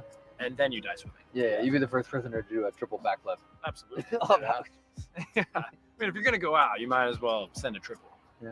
All right. Well, let's see the rest of this. Let's do this. This is crazy. This We've seen like 2%. I know. It's so awesome. I'm just so intrigued with the outside, bro. Like right here, like just this side even alone is just so. Wow. Like me and Jake were saying down there, it feels like a dream. Like it doesn't feel real. Kind of looking at the building. And that's the prison right there. It feels like we're on like a huge movie set. Yeah. It's like not real. It's fake. Yeah, Exactly. But it actually has been used as a movie set quite a few times. But it's also like legit. Yeah, But this it's is real. the real Yeah, deal. you know, yeah. No, this is real. This is real. This for the movie. This is real. I wonder, because you said that's like the guard tower. I wonder if anybody's shot like over here, like somebody trying to run away. Oh, maybe, yeah. Because that's where they Yeah. would shoot from. I mean, that's the spot. All right, let's carry on, Yeah, my let's keep friends. on moving. Let's Yeah. carry on. By the way, guys, if you don't know, Corey and I are actually doing a fun little contest where we are picking 2 of you, and we'll be flying out to your hometowns and bringing you to do an overnight investigation, exploration, fun thing, whatever it is that you want to do. There's 2 ways to enter. One's super simple. On this video, all you have to do is leave a like and a comment. And for every video you do that on, starting now to the end of the year, that equals 1 entry. The other way is if you want to support us and this channel and what we do, head over to sendsociety.com, which is the clothing line that we run. And for every dollar you spend equals 1 entry. And then we're picking our winners in the very first week of January, and we'll be seeing you then. So, So wait, so if they're from San Fran and they pick Alcatraz, that may not be possible because it took a very long time to get a permit.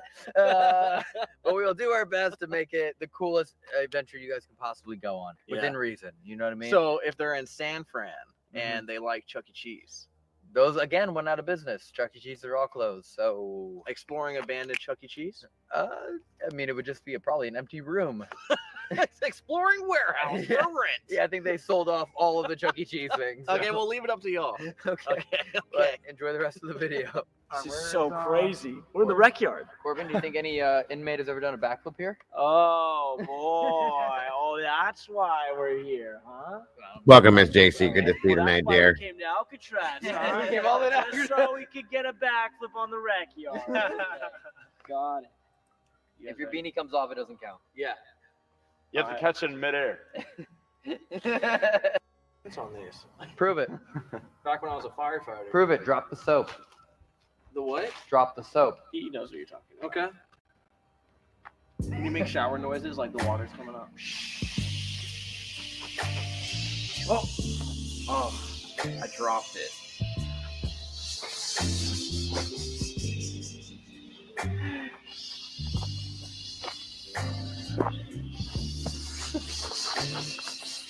Alcatraz. I also feel like we should have a pole dancing competition in the rec yard of Alcatraz.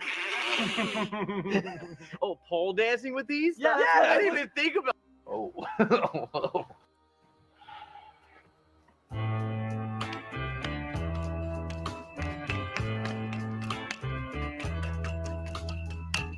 You can do this. Knows how to do it. The only thing I don't like with these guys is they waste so much time screwing around before they get to the actual task at hand. I think they have to wait till it gets to be a certain time or something, but still, there's so much time they waste. It works out. This is what we're allowed to see.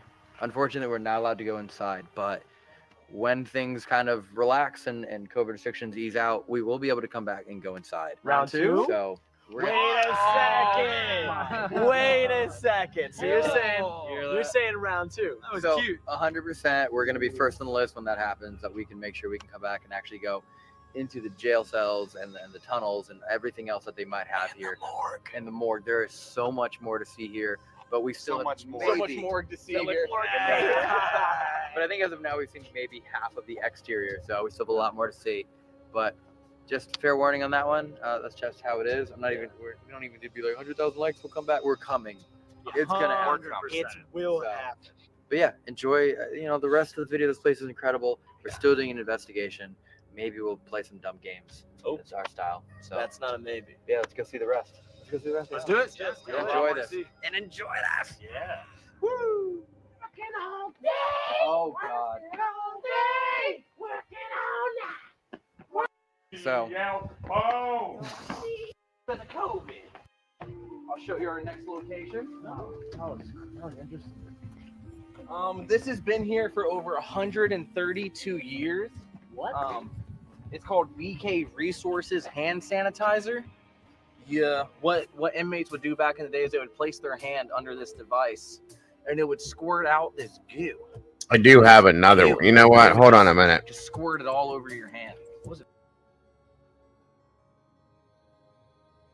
Bear with me once.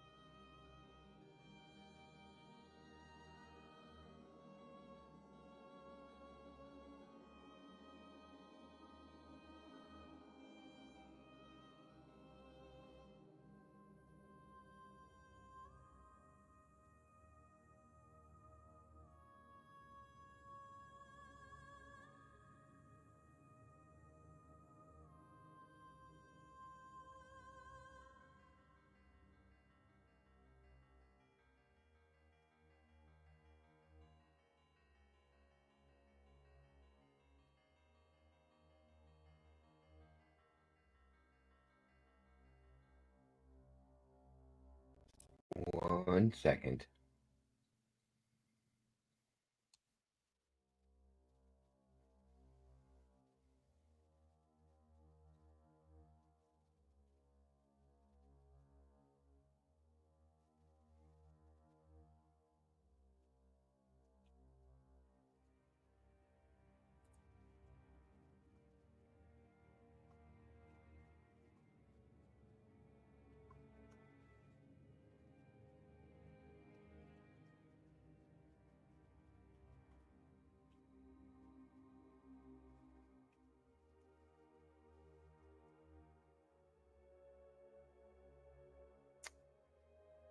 Oh, let me find it here. Hold on.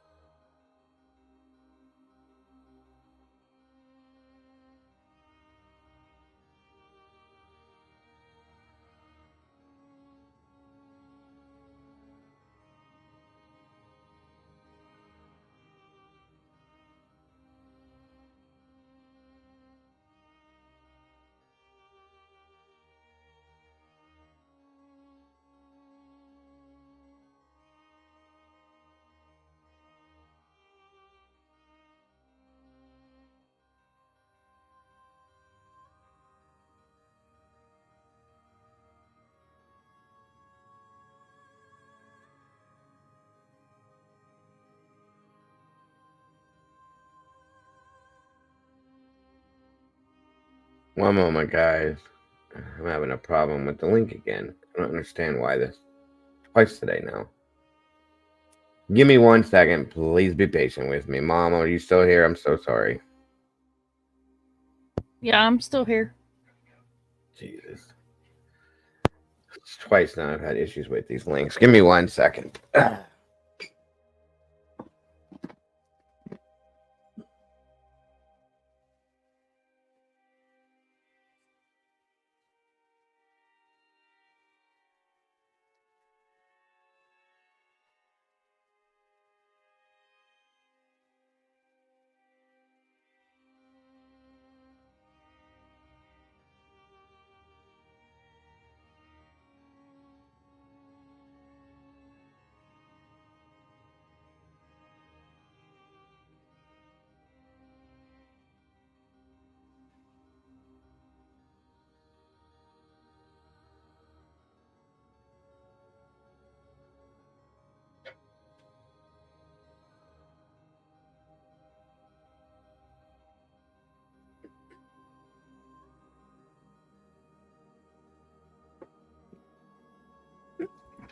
Come on now, work with me here.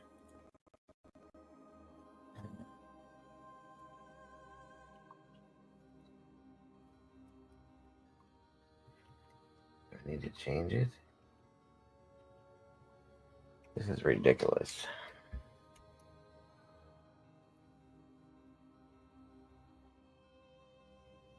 Maybe, let's see if this.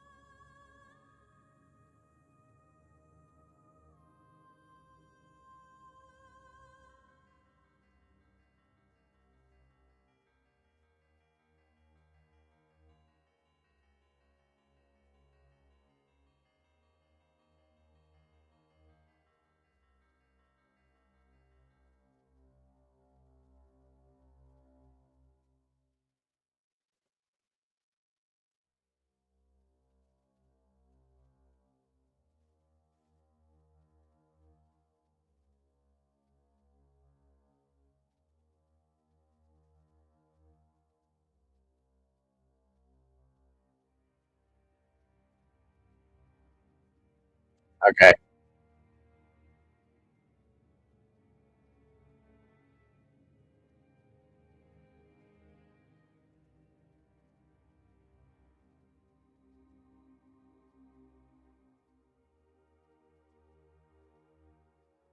All right. I wanted to get you guys inside. That last video, I guess they didn't let him inside. They did do a ghost hunt on the outside. When I scanned the video earlier, I couldn't tell that it was completely all on the outside at that point. So, well, Phil, that was nice of you. Thank you so much. I hate putting you guys on hold and making you wait. But anyway, we're going to go check this one here out and see if this will work. Because I definitely wanted to put you guys inside. Here we go.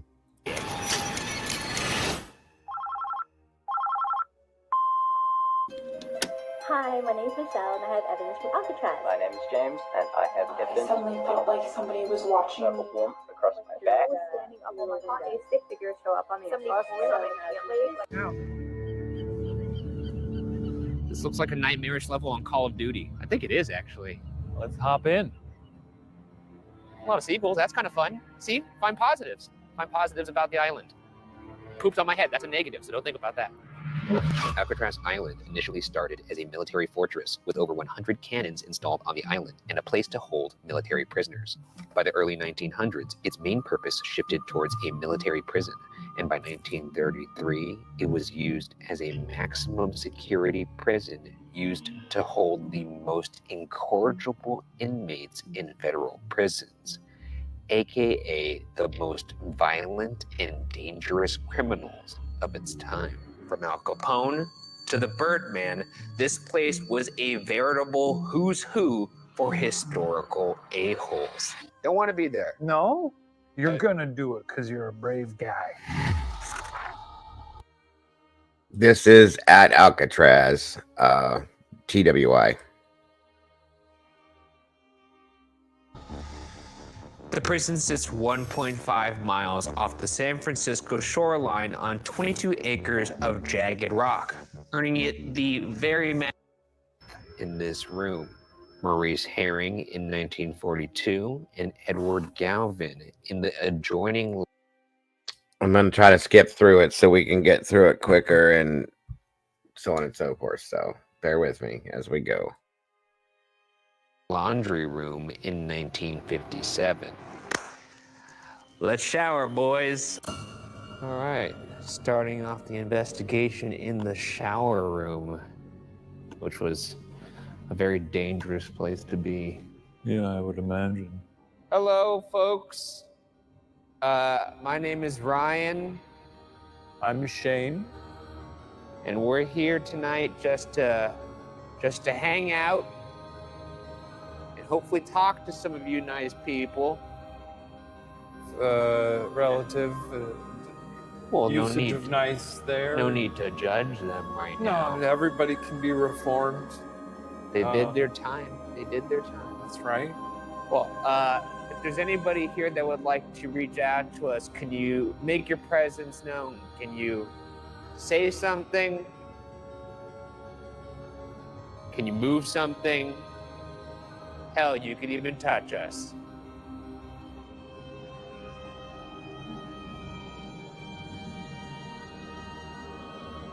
I got myself a little doohickey here. It's called a spirit box. The spirit box rapidly scans radio signals to create white noise through which spirits can communicate, and the honeytone filters out the noise while amplifying only the voices.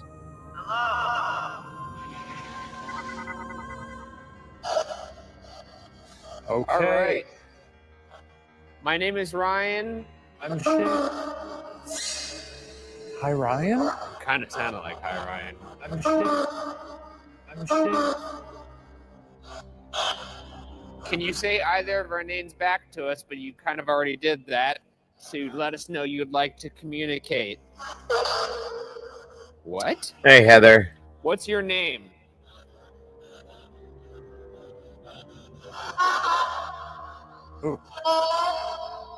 Hey. Hello.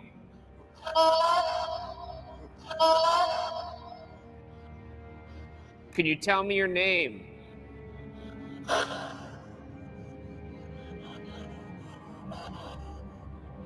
Right now I'm reaching out to Edward Galvin. What was that? Can you say that again? Oh my god, it actually repeated what? That's it? Sensitive? Sensitive. We have this. We got a chatty one. Am I talking to Edward Galvin right now? Can you say yes or no? Yeah, these guys are really good. I like them a lot too. Galvin? It sounded like Galvin. And Maurice Herring, what happened to you in this room? I died?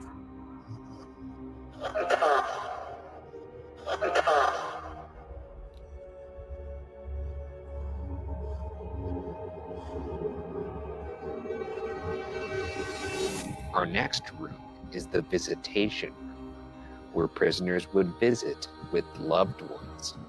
And yet, despite such a tender history, this room is home to perhaps the most famous photo of an apparition in the entire prison.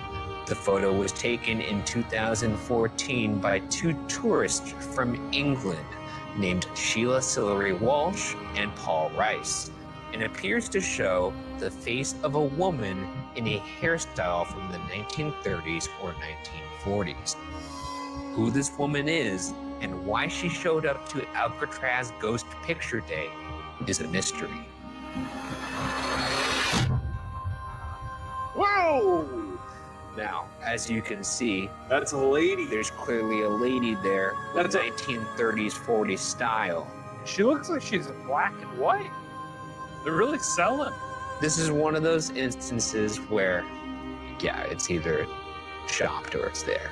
It seems that this person is aware of their presence. I find it a very unnerving photo. It's actually one of the more famous ghost photos that I've seen on the internet. Is that so? And it was taken just by two British tourists. But that's not the only piece of evidence that we have for this room. Audience investigator Michelle Gwendon also captured an image of her own. Hi, my name.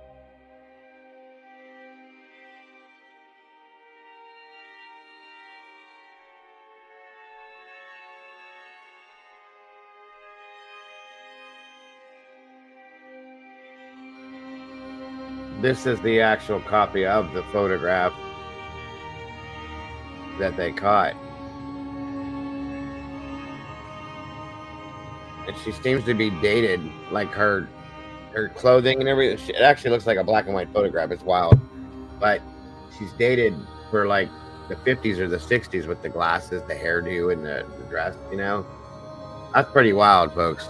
That, can you imagine seeing that? Like taking a picture and seeing that? Thank you, Cap, by the way. That's crazy, guys. I'm just saying that's crazy. I'd probably have to go change my underwear at that point.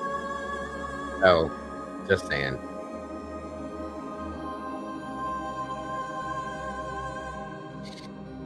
Yeah, I had a feeling that they were going to make me shut it down. Give me a minute.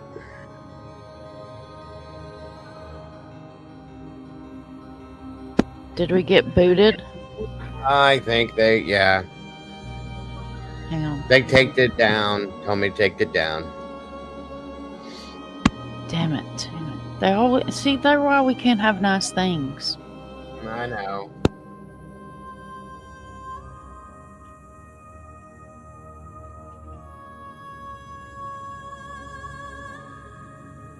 Watch it, Mom, and let me know when you can see me again. Or are you able to watch it? Yeah, I'm pulling it. I'm pulling it up on my second screen. It'll take just a second for it to load. Okay. It'll take a second. Dream unavailable. It says suspended for policy violations. Is that what it usually says? Yeah. I think. It's been a month. I can't remember. Let me know when I come back on. Please. Okay.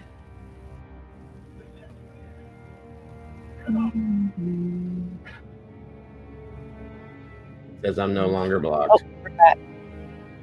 Okay, good. Sorry, everybody. Sorry.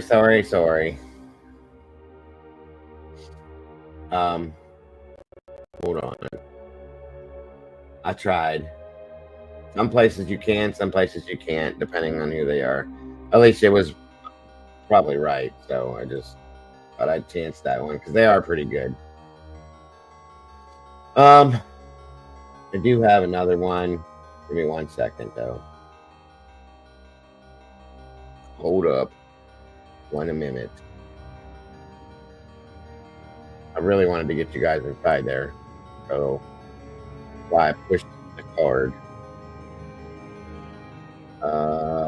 Let me see. Oops.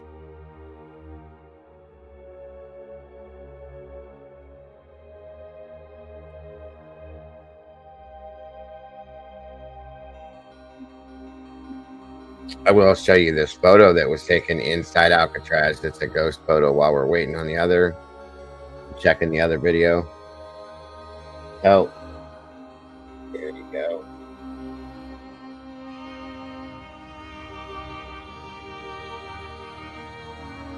Because I once toured Alcatraz on vacation in San Francisco. While taking a picture in a cell, I got a really creepy feeling. Feeling which led me to research the history of the island when I got home.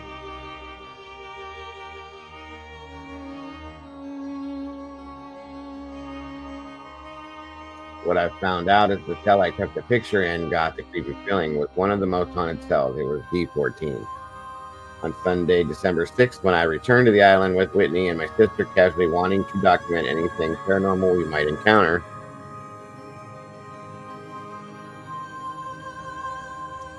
what we found. Headphones recommended. So hold on.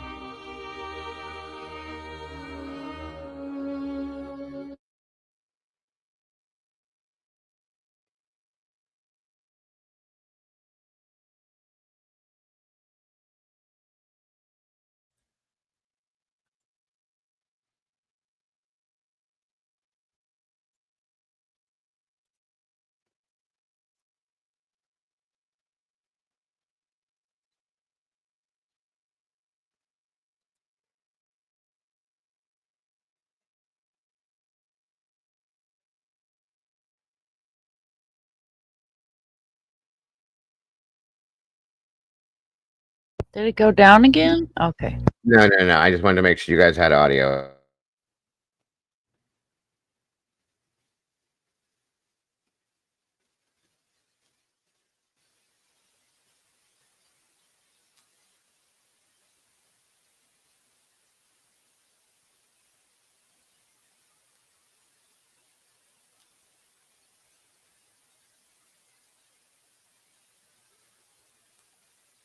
We then traveled to cells 13, 14 D block and decided to stand. We both felt the feeling of rocking or being off balance, sort of like being on a boat. This was then followed by a feeling of dizziness. When we brought in my sister, a complete skeptic of the paranormal, to see how she was felt standing in 13.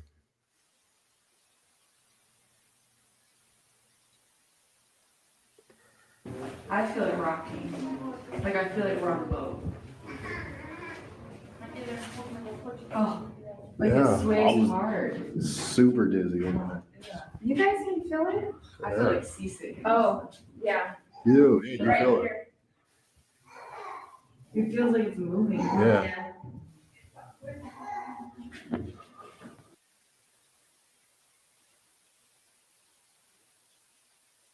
Evidence number 2, voice captured at 157 in cell 13D block. It's a deep yet faint whisper, sounds male, and very dark. Turn your volume up and make sure you have headphones on. Tell us what you think it says. Hopefully you guys can hear it.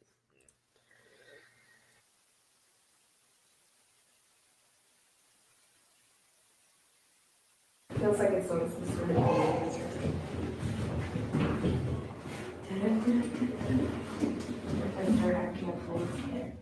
you think it is?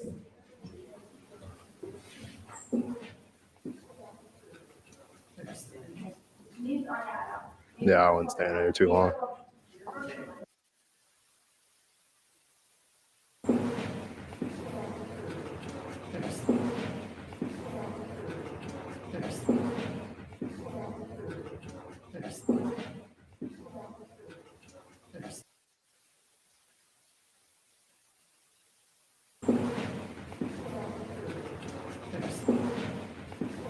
You can barely hear it.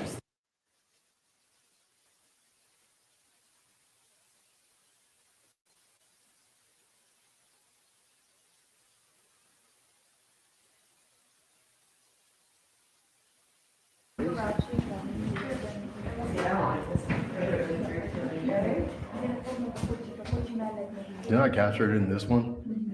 Yeah. Was it this one? I think it was this one. I don't like this one though. But it was like right here, and it went. I just saw it. Yeah. Oh.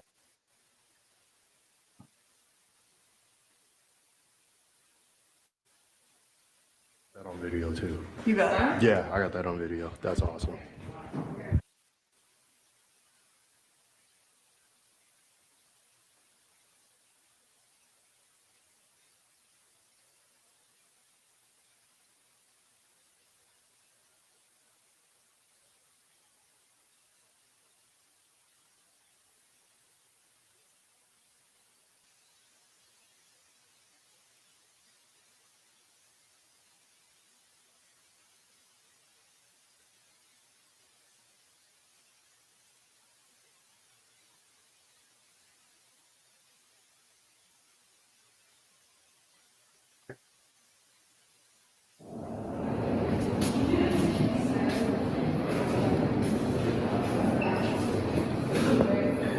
Oh, did you see that? No, I missed it. Yes. There's one right across the middle of the screen. There's one a Yeah, little bit. Look, yeah. see that? Oh, shoot, yeah. Where did it leave? It was a bunch. There was like a fast one and there was a slow one. It wasn't very bright though. There's another one.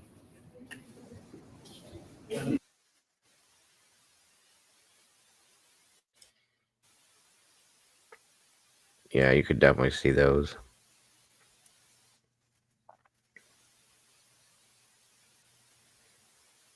That happens all the time. It feels like it's drawing the energy from any devices you have.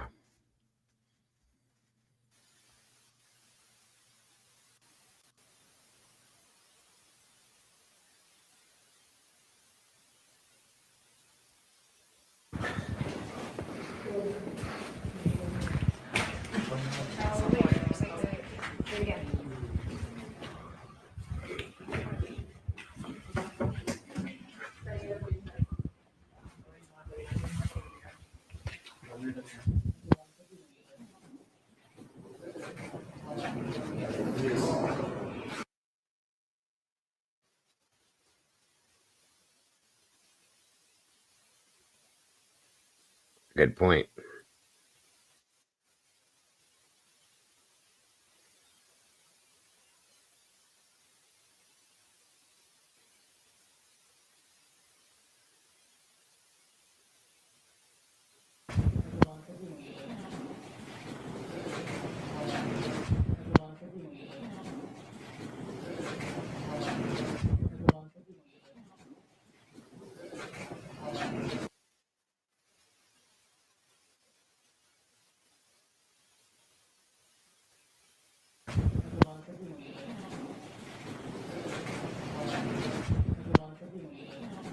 It does. So does an old school VHS camcorder.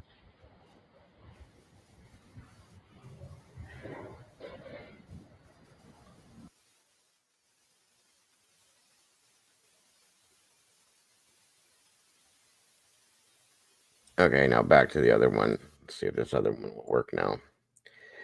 Excuse me. Sorry, guys. My whoop beer gave me the hiccups.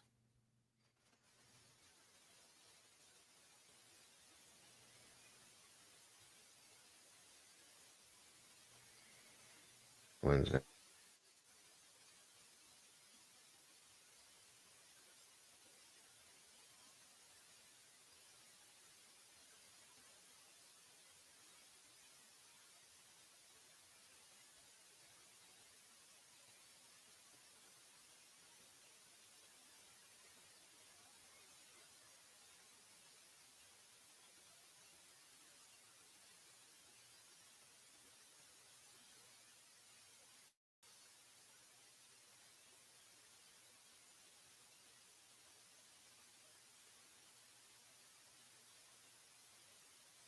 Guess it won't let me do that one either. That's crazy. Let's see here. Let's see.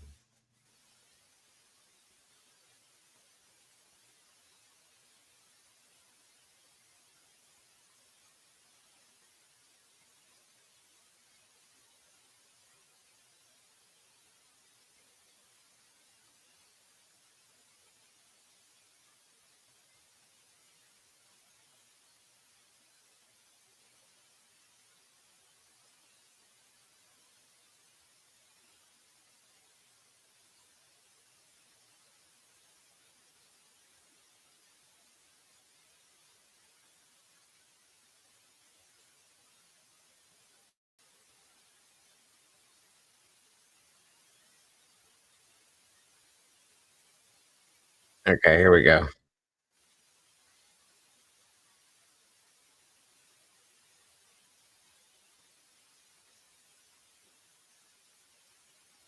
This is spending the night inside Alcatraz. Turn your volume up, it says so.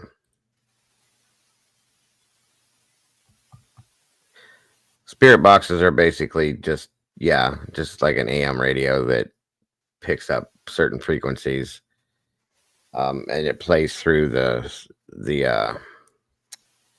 you hear it's within the static of the frequencies. All right, hopefully this one works right. Sorry guys, I'm disappointed. My apologies. This is the library, and that is where I'm going to try to charge my phone.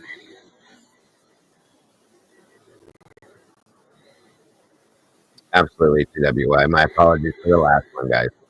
This is Alcatraz at night. We're the only ones here. So awesome. I'm whispering because there are people sleeping. And I'm wondering.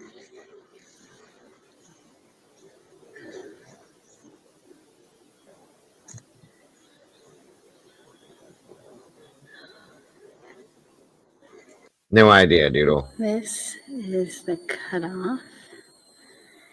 It's a corridor that goes all the way through.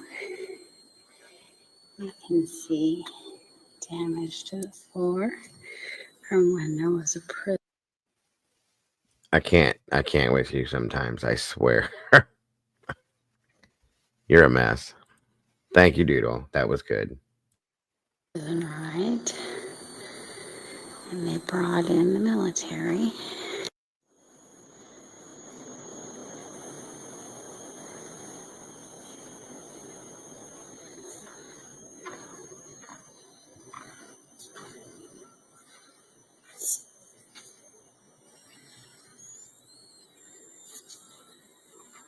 This is the dining hall. And up that way.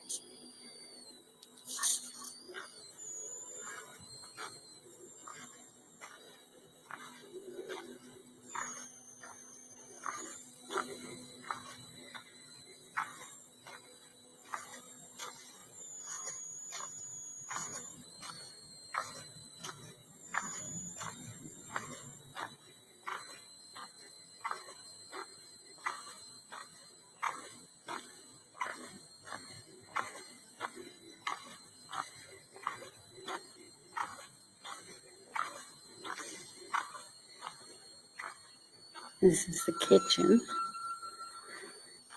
where there are interesting noises. I'm laying the note out.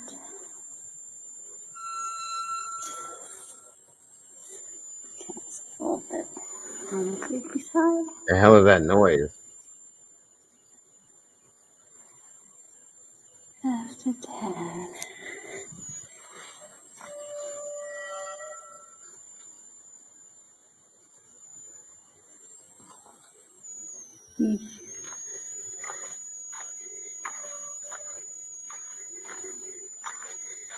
They call this the gas chamber because of the There's something making noises in the background of this video.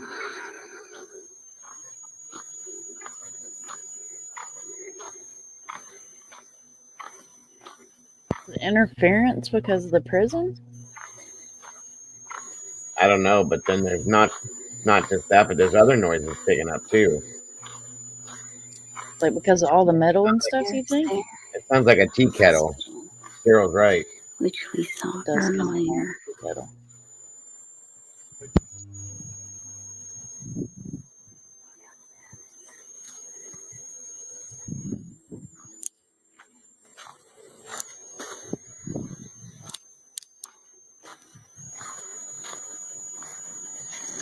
It's making me seasick with the way she's spinning that camera around.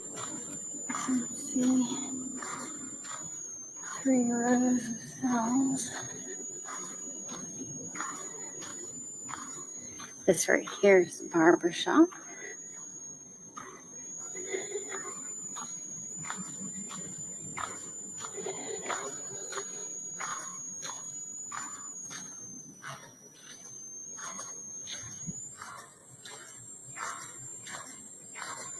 The cutout.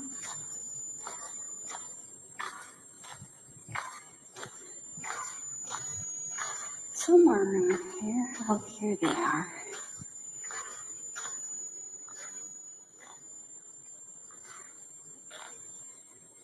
This is where they had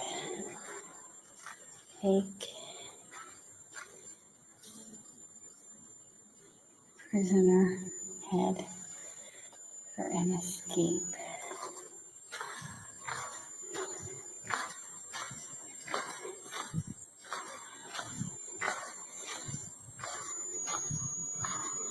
These are 2 brothers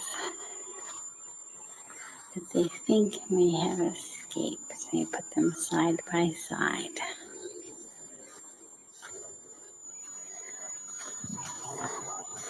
Here we have a bunch of hooligans.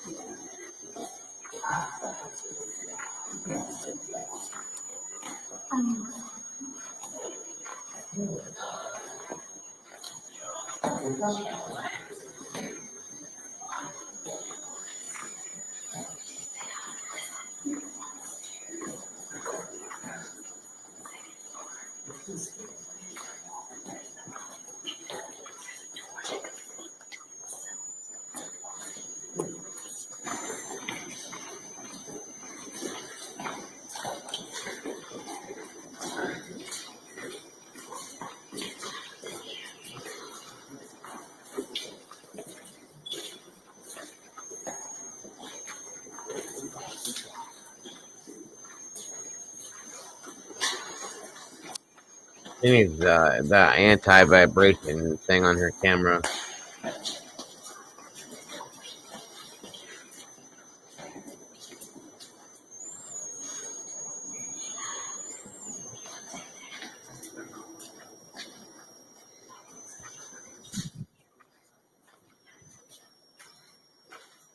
Maybe that helped.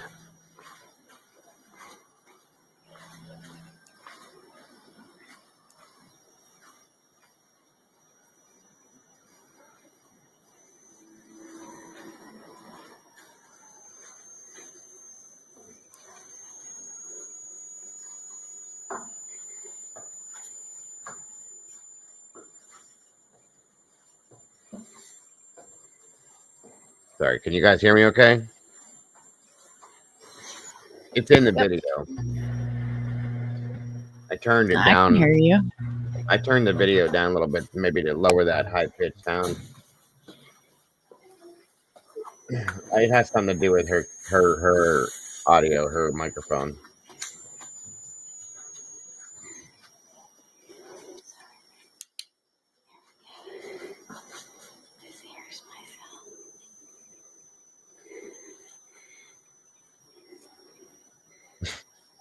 What, Walt? I just turned the sound down. When the video is done, can you turn the button? Sure, Walt.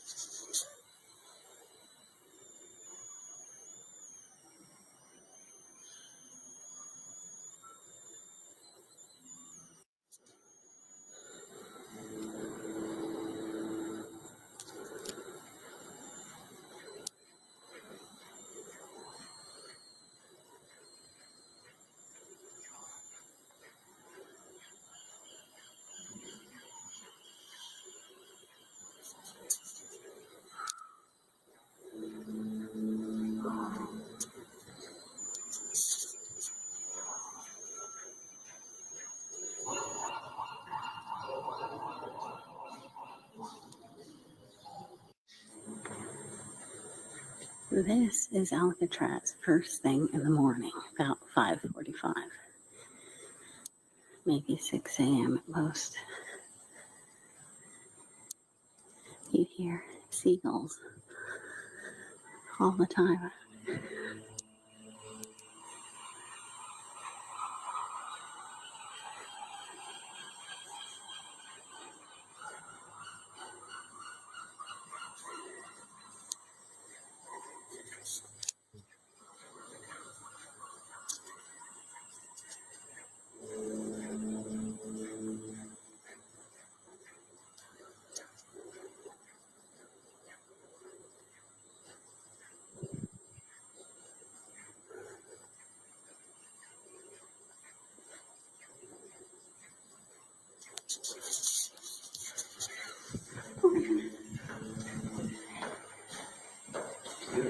It is really nice.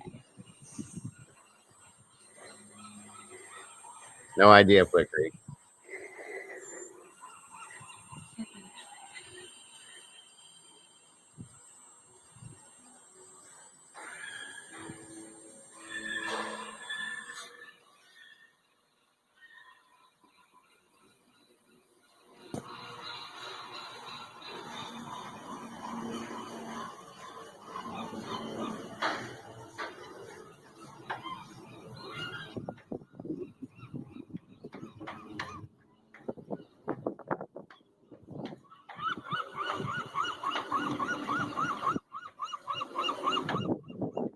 There's a lot of fog, so you can't really see much of the city or the bridge.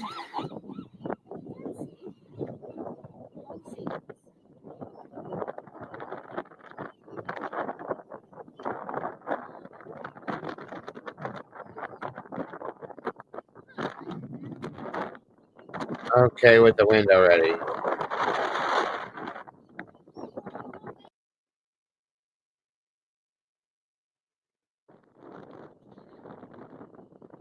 Good Lord.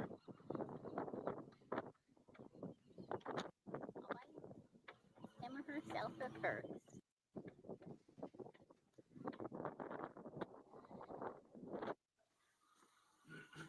I at least you read something. At least you get a feeling.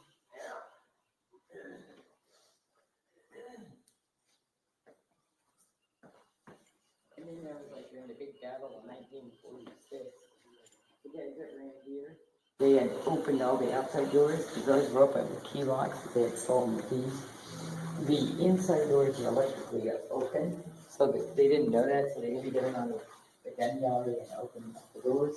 So the guys are in the grenades were flying. So they go, oh, let's go, let's close the doors. Robert comes out, slams the back corner down.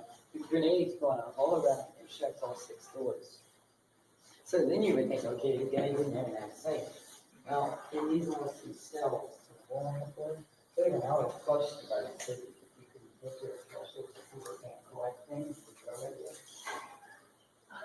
Okay, so the grenade exhaustion right now, but the things on all the flush are pouring out every 10 minutes. Yeah. This is like, I can't lose. I can't win for losing. But then I talked to one of the convicts, and he was in here with Bruce, and this was when they started kicking the brother Legion, kids from like San Quentin, didn't know what they were doing. And they came in with guns, it's like the only time they had guns before the cell phone. And this kid standing there going, okay, one of us needs to be gone, I'm not spoofing.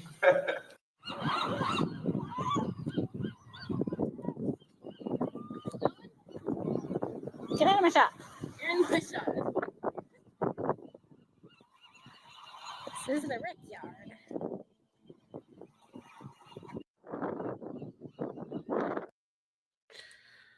Well, that's going to do it. It's just a bunch of that. But, I mean, we got through most of what I wanted to see, and we heard the stories. We didn't get to see too much of the inside of it, but my apologies. As far as the ghost hunting side of things, there will be a secondary video that comes out from the first group, and they do get to go back in, and we can come back and check that one out. But that's probably going to do it for tonight then, guys. I'm sorry it wasn't better than it was. I hope you did enjoy some parts of it.